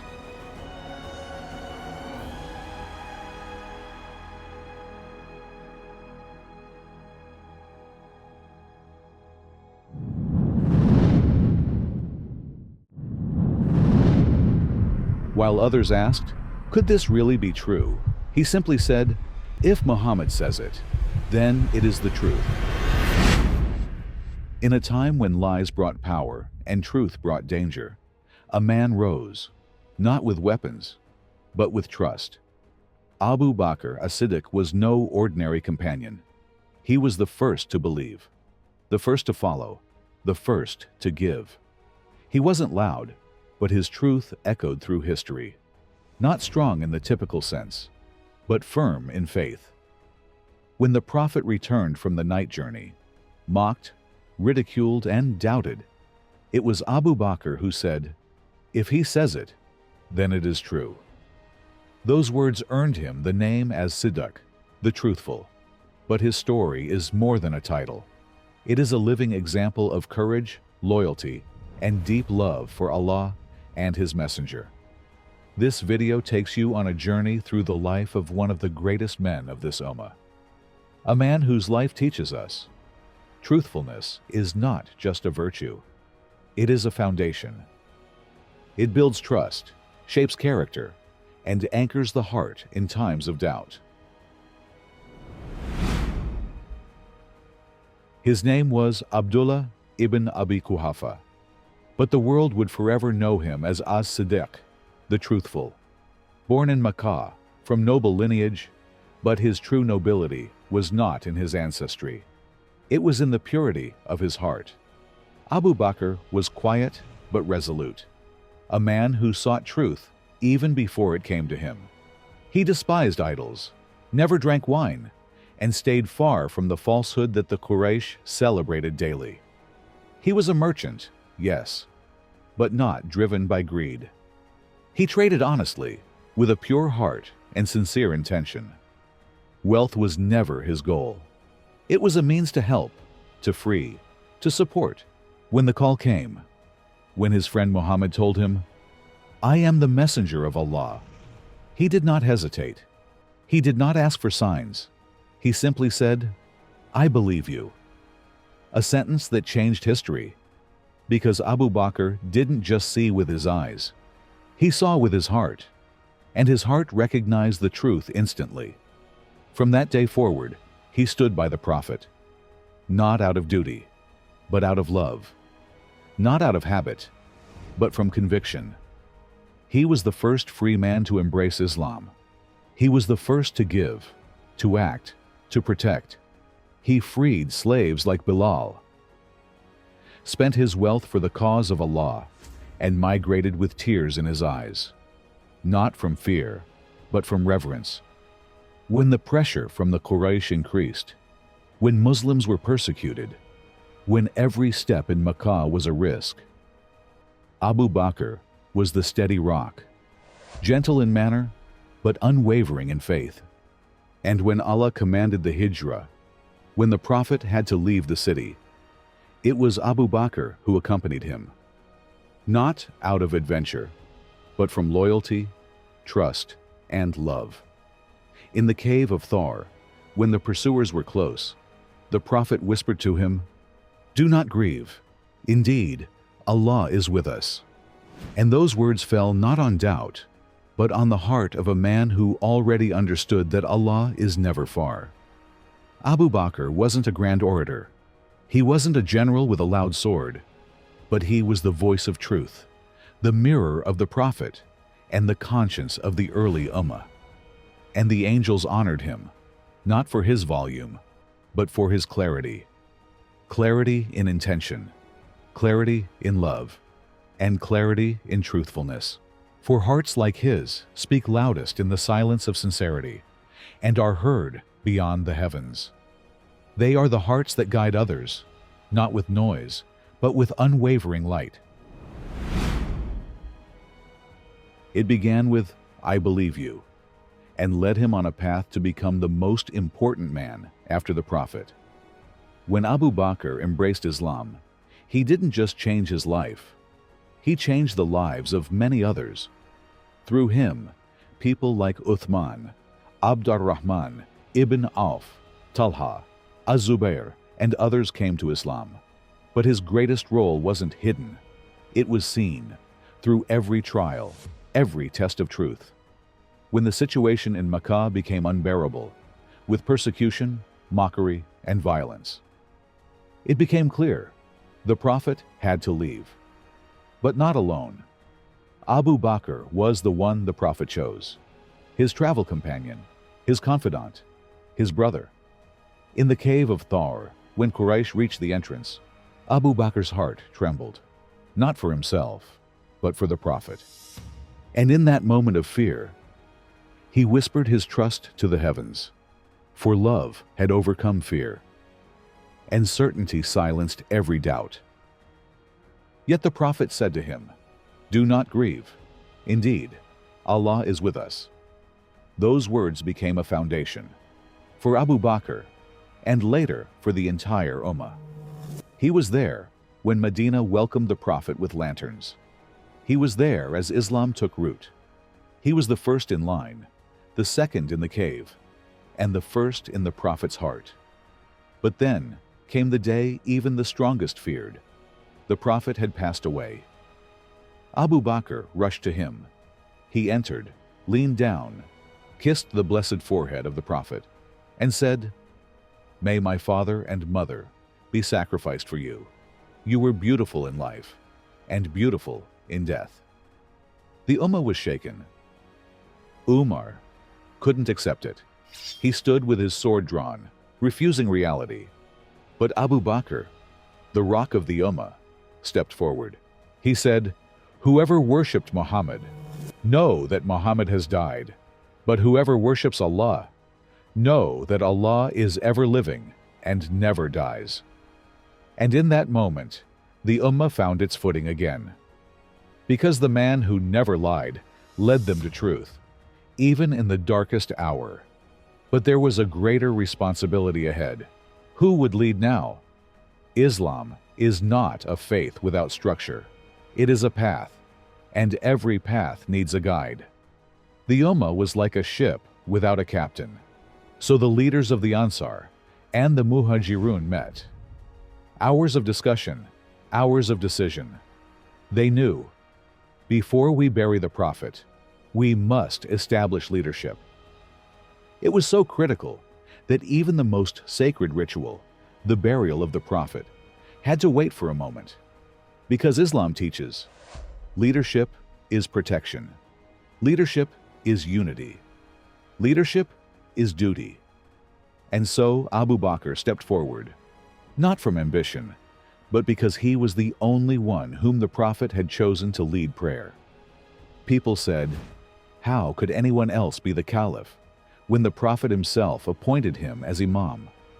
And thus he became the first Caliph of Islam, a man whose heart never strayed from the truth, whose hand never hesitated to give, whose words held the Ummah together in its hardest hour.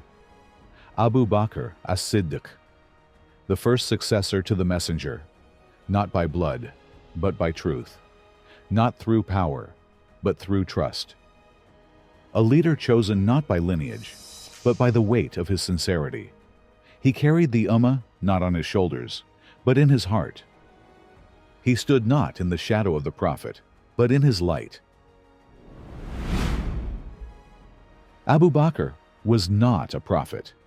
He received no revelation, performed no miracles, but he had something that has become rare today: truthfulness, in words, in actions, in decisions.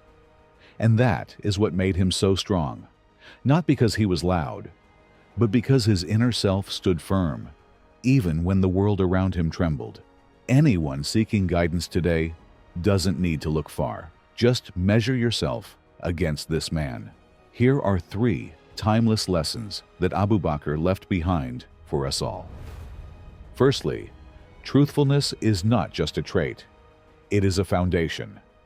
When the Prophet said he had traveled to Jerusalem and ascended to the heavens in one night, the Quraysh mocked him. They ran to Abu Bakr, hoping he would doubt. But his response was clear: if he says it, then it is true. No hesitation, no doubt, no conditions.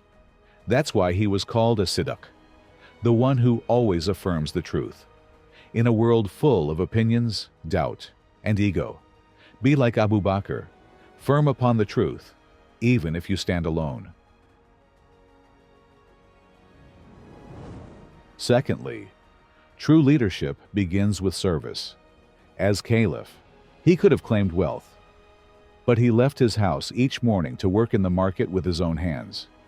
He carried water for elderly women, helped orphans in the night.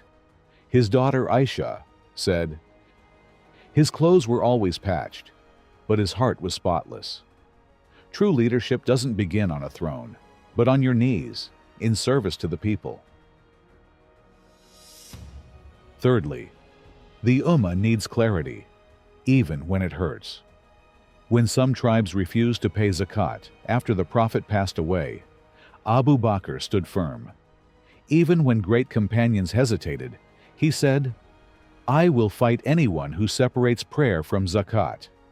He understood, if we compromise the pillars of Islam, the house will soon collapse. Leadership means making difficult decisions, not out of harshness, but out of love for truth. Abu Bakr was not a king. He wore no crown. But he had something far greater than gold, a heart that belonged to Allah, and a tongue that never lied. If you're doubting today, remember him. If you fear standing for truth, remember him. If you seek leadership, but your ego stands in the way, remember him. Because Abu Bakr as-Siddiq reminds us, true greatness is not born from power, but from sincerity. And sometimes, one clear-hearted soul is enough to hold an entire ummah together. He was the first to believe in the Prophet, the first to sacrifice everything, the first to become Caliph. Yet Abu Bakr never sought to be first. He only wished to be sincere. He loved truth more than himself. He trembled at the weight of leadership, yet stood firmer than many with louder voices. His greatness was not in words, but in actions, not in power, but in trust, not in a throne, but in nearness to Allah. He once said, "If my left foot were in paradise, I would not feel safe until my right had entered as well." That was him, full of humility, fear, and hope, a man who ruled with a heart that always bowed before Allah. When we speak of him today, it's not to praise, but to learn, because in a world full of masks, truthfulness is the rarest gem.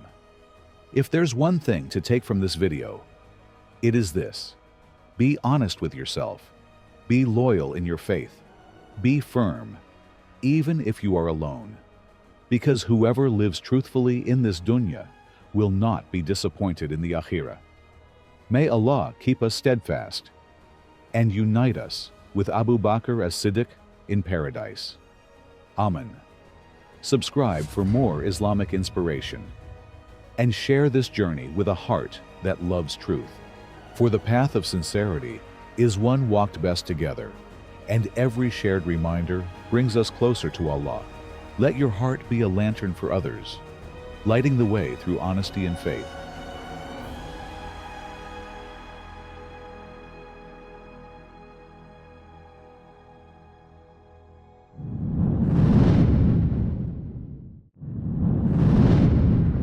He came to kill the Prophet and left the house with a new heart.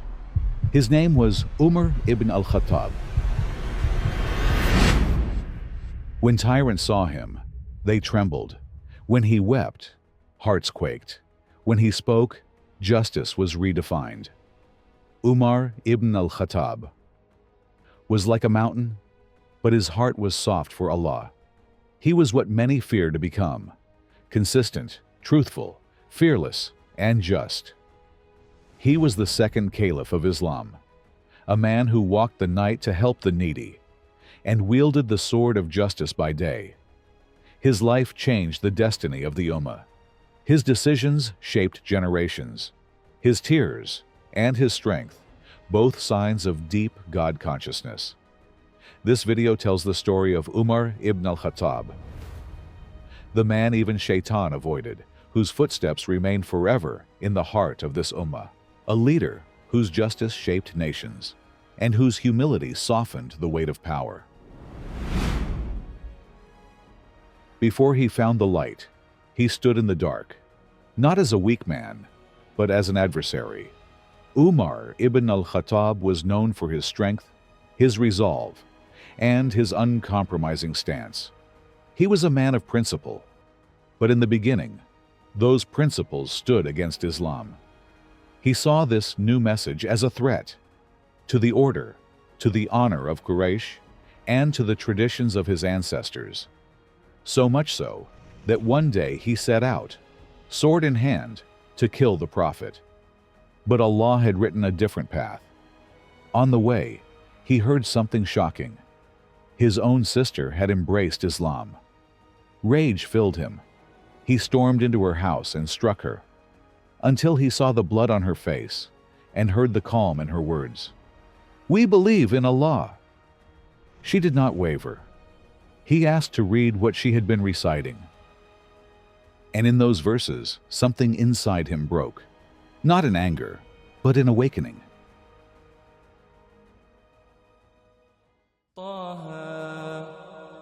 ما أنزلنا عليك القرآن لتشقى إلا تذكرة لمن يخشى تنزيلا ممن خلق الأرض والسماوات العلى الرحمن على العرش استوى. Taha, we have not sent down the Qur'an to you to cause you distress, but only as a reminder for those who fear Allah. A revelation from the one who created the earth and the high heavens. The most merciful is established above the throne. And as he read those few verses of the Surah Taha, his heart began to tremble. This was no ordinary text. It was revelation. And suddenly, everything fell. His pride, his anger, his doubts. He went to the house of the Prophet, no longer as an enemy, but as a seeker. And there, in a room filled with astonished companions, he said with unwavering voice, I bear witness that there is no God but Allah, and that Muhammad is his messenger. It wasn't just a moment. It was a turning point for the entire Ummah. Because with Umar's Islam, a new phase of strength had begun. He came out in the open, let the Muslims pray together at the Kaaba, and shook Quraysh with his mere presence. From that day forward, he was no longer a pursuer. He became a protector of Islam, and Allah honored him by spreading justice on earth through his hands. Through his courage, the weak stood tall, and truth walked openly in the streets of Makkah. It wasn't just a conversion, it was a revolution, deep within his soul. Umar ibn al-Khattab was strong, fearless, and unshakable. And yet, he was walking the wrong path. His strength served the arrogance of Quraysh. His fury targeted Islam.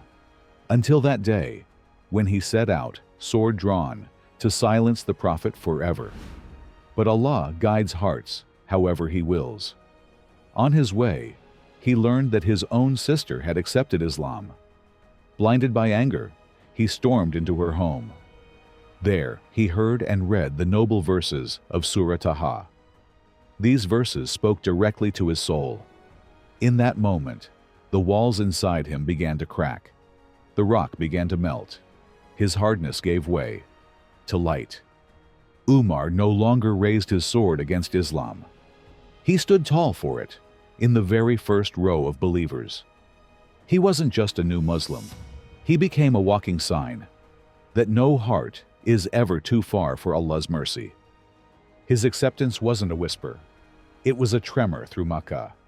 He said, O Messenger of Allah, are we not upon the truth? Why then do we hide? So they marched, side by side with Umar, to the Kaaba. Two lines of believers, Umar in one, Hamza in the other, a display of strength Quraysh had never seen. From that day forward, no one feared to proclaim Islam, because Umar had become the visible shield of the Ummah. But his true test didn't begin in Makkah. It began in Medina. There, where Islam grew, where society, politics, and justice were shaped. Umar was a man of principles. His heart burned for truth. He was firm, but not harsh. Strong, but fair. He stood for the poor, defended the weak, and never bowed to injustice, even when it came from the powerful. When he spoke, noise fell silent. When he stood, the proud stepped back. The Prophet saw in him more than a companion. He once said, If there were to be a prophet after me, it would be Umar ibn al-Khattab. And when the Prophet passed away, it was Umar who trembled. He unsheathed his sword and cried in despair, Whoever says Muhammad has died, I will strike him.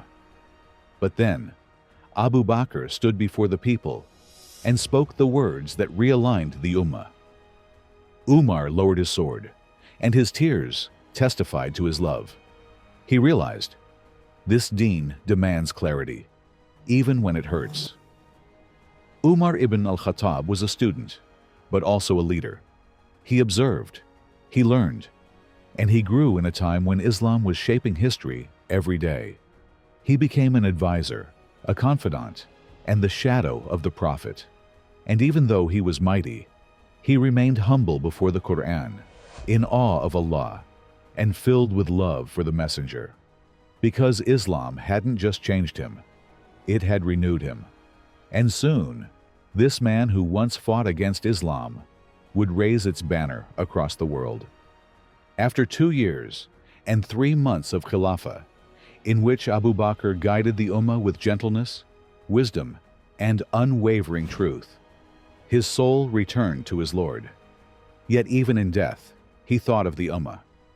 He left behind a name, a man he trusted to lead with strength, clarity, and justice. That man was Umar ibn al-Khattab. Without hesitation, the Ummah accepted this choice. And so, after Abu Bakr's death, Umar became the second Caliph of Islam. He did not take this role out of ambition, but out of duty, fear of Allah, and love for truth. For the next 10 years, a decade filled with decisive reforms, expansion, inner growth, and deep justice, Umar would steer the ship of the Ummah, a decade in which Islam spread across continents. But Umar carried that weight, not with pride, but with tears in his eyes and one question in his heart. Am I truly worthy of this responsibility? He walked among his people, listening more than he spoke, judging less than he wept. And in every moment of leadership, he saw not power, but a heavy trust placed in his trembling hands.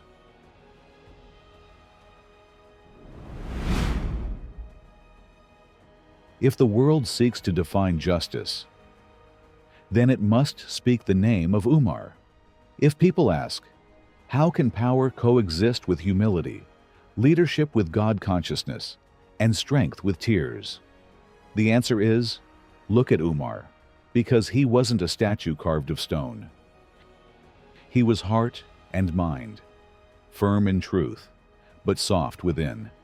A caliph who walked the streets at night, not to be praised, but to find the hungry, support the weak, and listen to the lonely souls. He ruled the largest empire of his time, yet trembled at the thought of standing before Allah. So what can we learn from him? Here are 3 timeless lessons from Umar ibn al-Khattab. Firstly, justice begins with yourself. Umar was known for his standard. A right is a right, even against yourself. He once said, "Fear Allah. Whoever commits injustice will bear its burden on the day of judgment, even if he is an emir." As caliph, his clothes were patched. He rejected luxury, and when he once used a government camel, he stood publicly and asked, "Does this belong to me or to the Ummah?" True justice doesn't start in the courtroom. It starts in your own heart. It shows in the questions you ask when no one demands answers. Secondly, the fear of Allah is true strength. He was a man whom the shayateen avoided, but in prayer, he wept like a child. He said, "If everyone were to enter paradise except one, I would fear that I am that one." That was Umar, a rock among men, but a humble servant before Allah. In an age where pride is normalized, Umar teaches us, real greatness lies in humility, not in being feared, but in fearing Allah. Thirdly, leadership is service, not a crown. Umar ruled a vast empire, but if you saw him, you wouldn't think he was a king. He carried sacks for widows, cooked for orphans, and listened to complaints deep into the night. One day, a man traveled from afar to meet him, only to find him sleeping beneath a tree, alone, without guards. And he said, "You rule with justice, so you sleep in peace." In a world obsessed with power and ego, Umar teaches us, those who serve are those who truly lead. Umar ibn Al-Khattab was not a marble saint. He was human, with anger, strength, and flaws, but Islam shaped him. Love for the Prophet transformed him, and the fear of Allah softened him. If you think you're too harsh, too far, too unworthy, remember Umar. If you think strength means being hard, remember Umar. And if you seek leadership in a world lost in confusion, remember Umar, because Umar ibn al-Khattab reminds us, justice is a light, courage is a prayer, and power is a burden, carried only by hearts that fear Allah. He was the gate of the Ummah. As long as he lived, none dared to break through. With Umar's death, a new era began, but his footprints remained, not in gold, but in tears, not on thrones, but in the hearts of the weak he protected. He feared Allah more than his enemies feared him. He walked through life with a firm step, yet inside, his soul was always kneeling. He once said, "If I were a sheep, and someone were to slaughter me, I would still fear that Allah might ask me, 'Why?'" Such was the depth of his accountability. Such was the honesty of his heart. And such was the light he left behind in the darkness. He was not perfect, but he was sincere. Not flawless, but deeply afraid of his flaws. If today you see a world where justice is silent, remember Umar, who gave justice a voice. If you feel weak, remember Umar, who turned his weakness into fear of Allah. And if you seek to understand what it means to bear responsibility, then read about him, listen to him, and know true strength begins with surrender to your Lord. And walk a few steps in his path. May Allah grant us justice in our hearts, humility in our success, and strength in the truth. And may he unite us with Umar ibn al-Khattab in paradise. Ameen.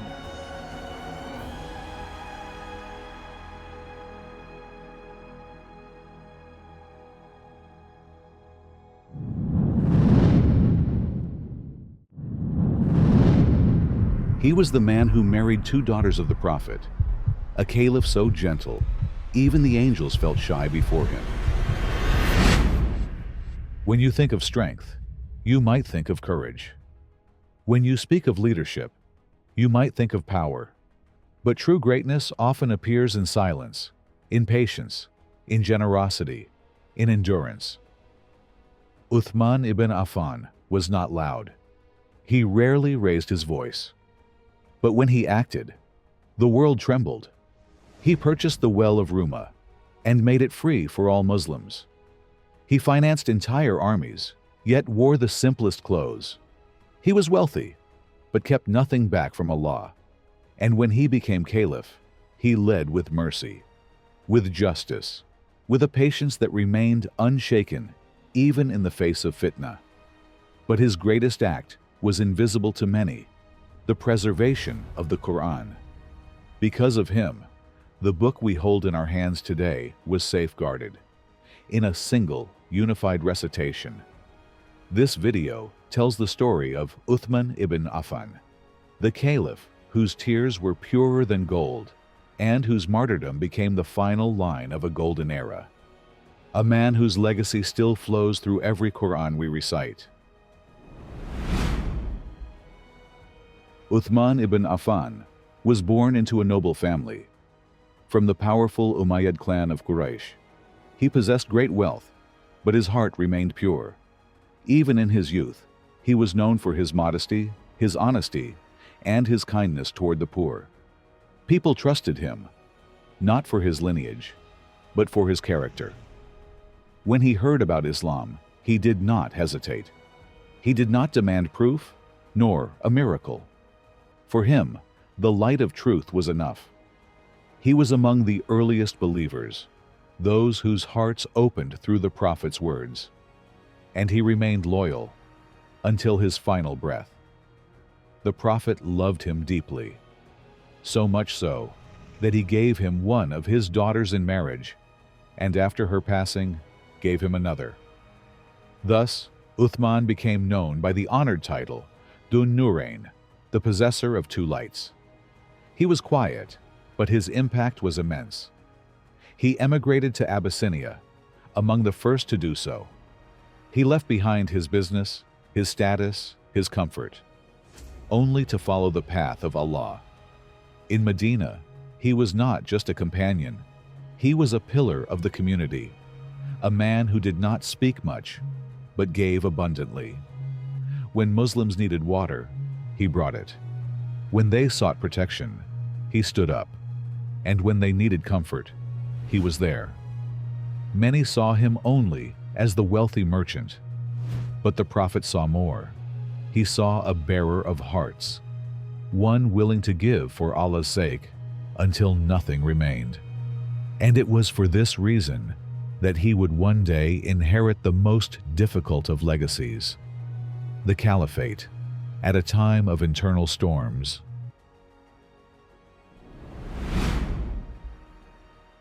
With the death of Umar ibn al-Khattab, an era came to an end, an era marked by clarity, strength, and uncompromising justice. The Ummah had grown, in faith, in knowledge, and across vast lands. But with growth came new challenges. Different cultures, languages, and customs began entering the heart of the Muslim world. The unity, once firm, faced a new test. The Sahaba understood. The Ummah needed a caliph who was not only pious, but also able to carry the heavy legacy of Umar. The Ummah made one condition clear. The next caliph must agree to lead the Ummah with the legal reasoning and methodology of Umar, with his principles, his judgment, his clarity. Two men were considered. Ali ibn Abi Talib, a man of deep knowledge, courage, and wisdom, and Uthman ibn Affan, the gentle one, the generous giver, the man with two lights. Both were asked. Ali hesitated, not because he didn't believe in justice, but because, as a jurist, he wanted the freedom to apply new judgments to new issues. But Uthman, whose heart was filled with humility, agreed. He promised to uphold the example of Umar and lead the Ummah in unity and righteousness. And so, by unanimous decision, Uthman became the third caliph of Islam. Uthman assumed the role at around 70 years old. His beard had turned white, but his sincerity remained young. He did not rule with an iron fist, but with patience, not with harsh decrees, but with the softness of a man whose gaze never left the hereafter. During his leadership, the Islamic Empire expanded to North Africa, Central Asia, and even parts of Europe. But amid the expansion, Uthman accomplished something far greater. He preserved the heart of the Ummah, the Qur'an. As Muslims in far regions began reciting the Qur'an differently, confusion spread. Disputes emerged. My recitation is right. Yours is wrong. Hudayfa ibn al-Yaman, returning from military campaigns, warned, O Caliph, save this Ummah before they begin to argue about the Qur'an like the nations before us did. And Uthman listened, as he always did, with his heart. He appointed Zayd ibn Thabit and a team of Qur'an scholars to produce a standardized manuscript based on the copy compiled earlier under Abu Bakr. They wrote it down in a form all could accept. This copy, known as the Mus'haf of Uthman, was sent to the major cities of the empire, Kufa, Basra, Damascus, Makkah, and others. All other variations were destroyed, not out of pride, but to preserve unity and protect the purity of Allah's word. To this day, over 1400 years later, Muslims around the world read from this very Mus'haf. But with greatness comes burden, and with responsibility, envy. Some began to question his decisions. They mistook his gentleness for weakness. They spread whispers, stirred unrest, and planted doubt among those whose faith was still shallow. Yet Uthman remained firm. He refused to use violence against Muslims, even those who rose up against him. He said, "I do not wish for a single drop of blood to be shed because of me." That was his strength, patience, where others might have responded with force. Eventually, a rebellious group besieged his home. His family urged him to defend himself, to strike back. But Uthman knew this trial wasn't about his honor. It was about the unity of the Ummah. And so, one morning, he sat with the Qur'an in his lap, reciting the words he had helped preserve, when the assassin's sword struck him. His blood spilled across the pages of the Qur'an, on the verse from Surah Al-Baqarah. "So, Allah will suffice you against them, and He is the all-hearing, the all-knowing." A martyr, a guardian, a man who died in gentleness, but whose name remains among the greatest. A martyr, whose final breath rose with the recitation of the book he preserved. A guardian, who protected the words of Allah until they were the last thing he saw. A man who died in gentleness, surrounded not by soldiers, but by Scripture. If the Ummah today seeks role models, then Uthman ibn Affan is one of the brightest names we can speak.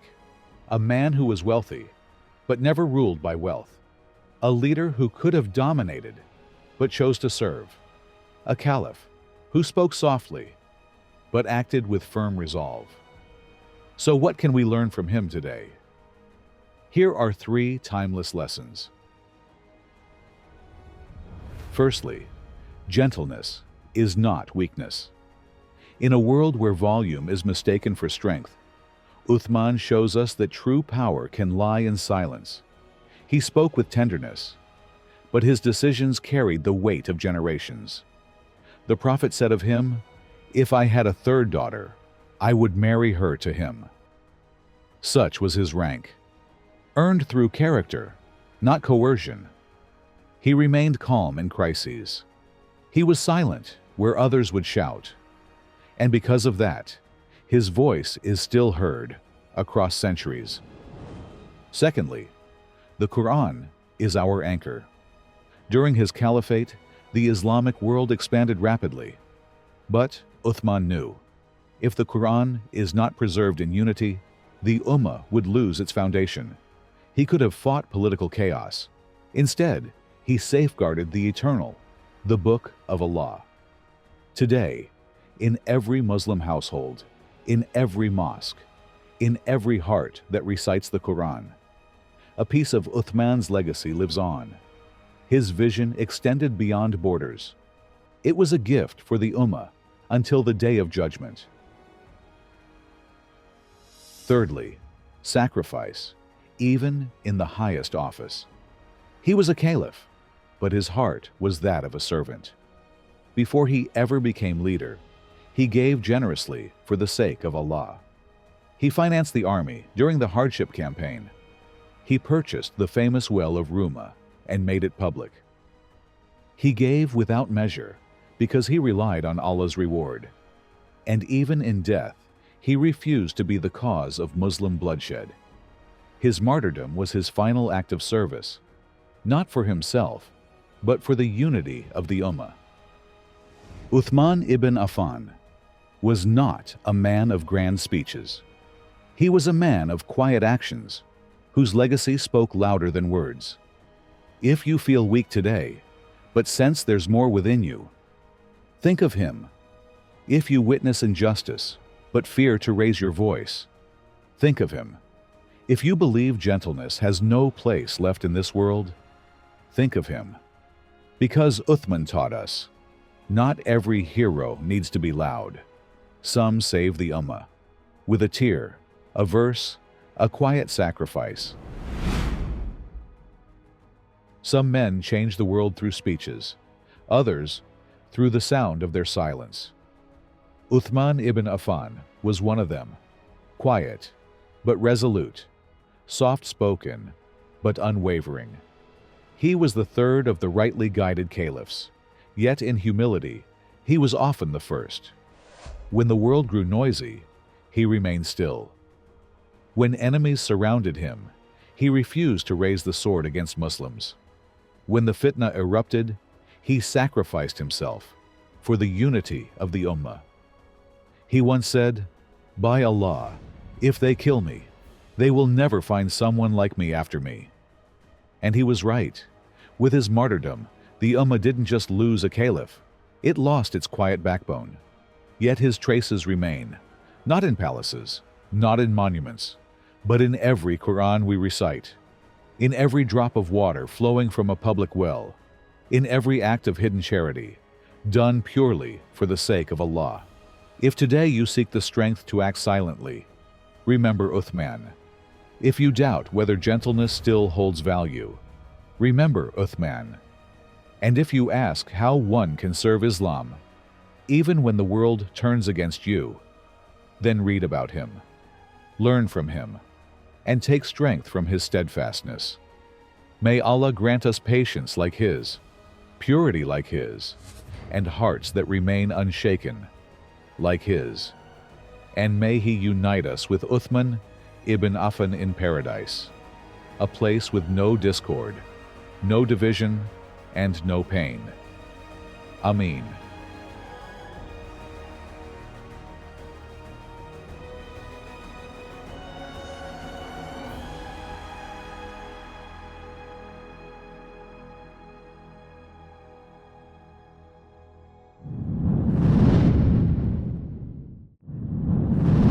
He slept in the Prophet's bed, ready to die so that Islam might live. Ali ibn Abi Talib, the Lion of Allah. There are men who change the course of battles, others who reshape the power of words. But then there are those who carry the heart of truth itself. Ali ibn Abi Talib was no ordinary man. He grew up in the house of the Prophet. He was the first boy to embrace Islam, a student of the Qur'an, long before the Qur'an was fully revealed. His childhood was light. His faith was pure. His loyalty unshakable. He stood so close to the Prophet that their souls knew each other, and he fought for Islam, not for fame, but for the face of Allah. His knowledge was like a deep well, his courage like a mountain. He was the man whom even Umar would seek counsel from. But despite all his strength, he loved prayer more than victory. This video tells the story of Ali ibn Abi Talib, the boy who believed first, and the caliph who fell last.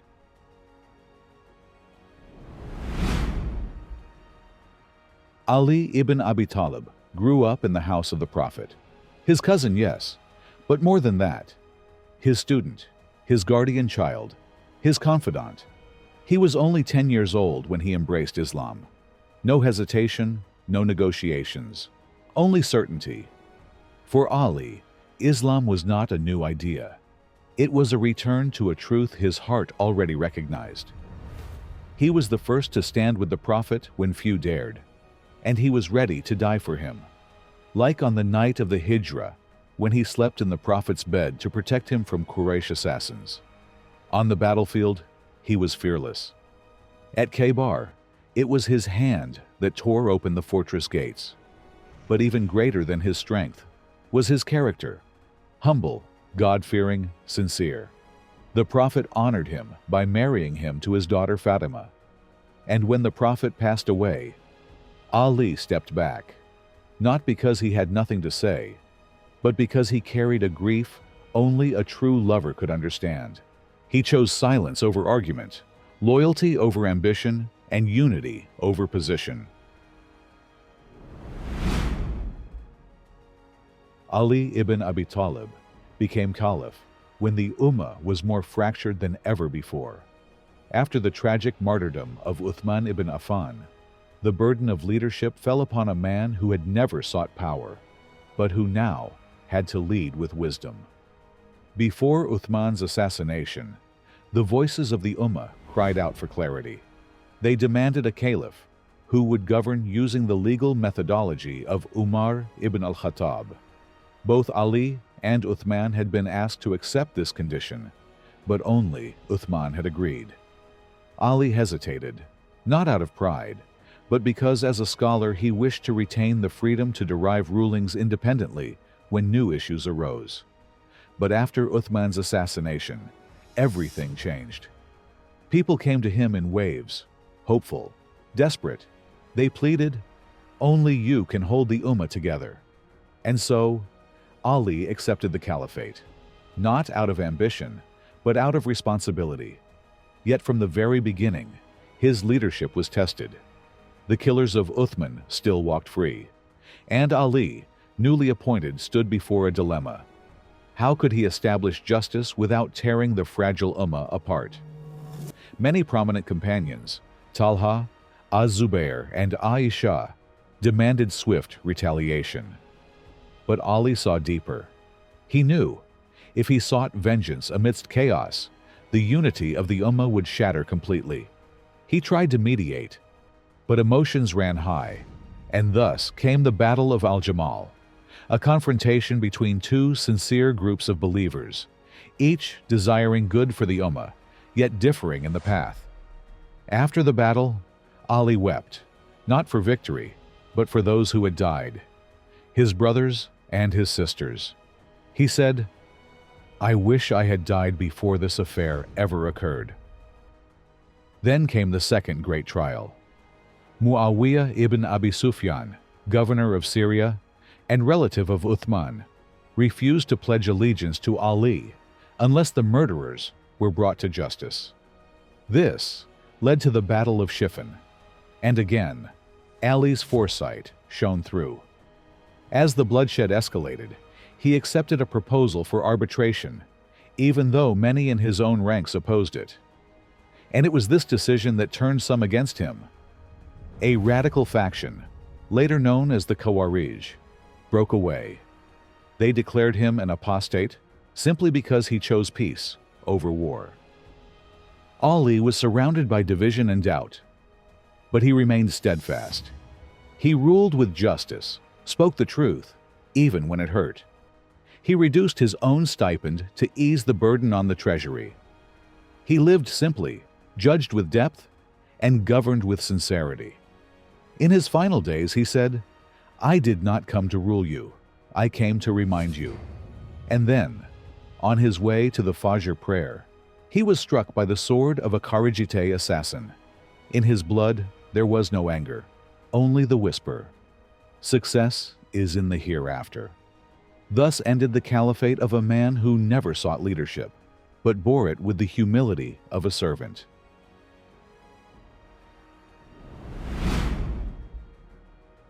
Some people speak with force, others with wisdom, but a rare few speak with both.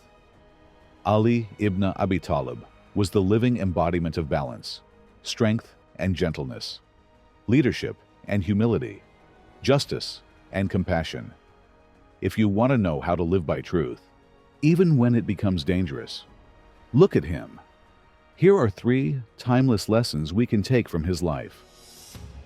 Firstly, knowledge is light, but only with taqwa. Ali was an ocean of knowledge. The Prophet said, "I am the city of knowledge, and Ali is its gate." But what truly made Ali special wasn't just what he knew. It was how deeply he feared Allah. He didn't just recite wisdom.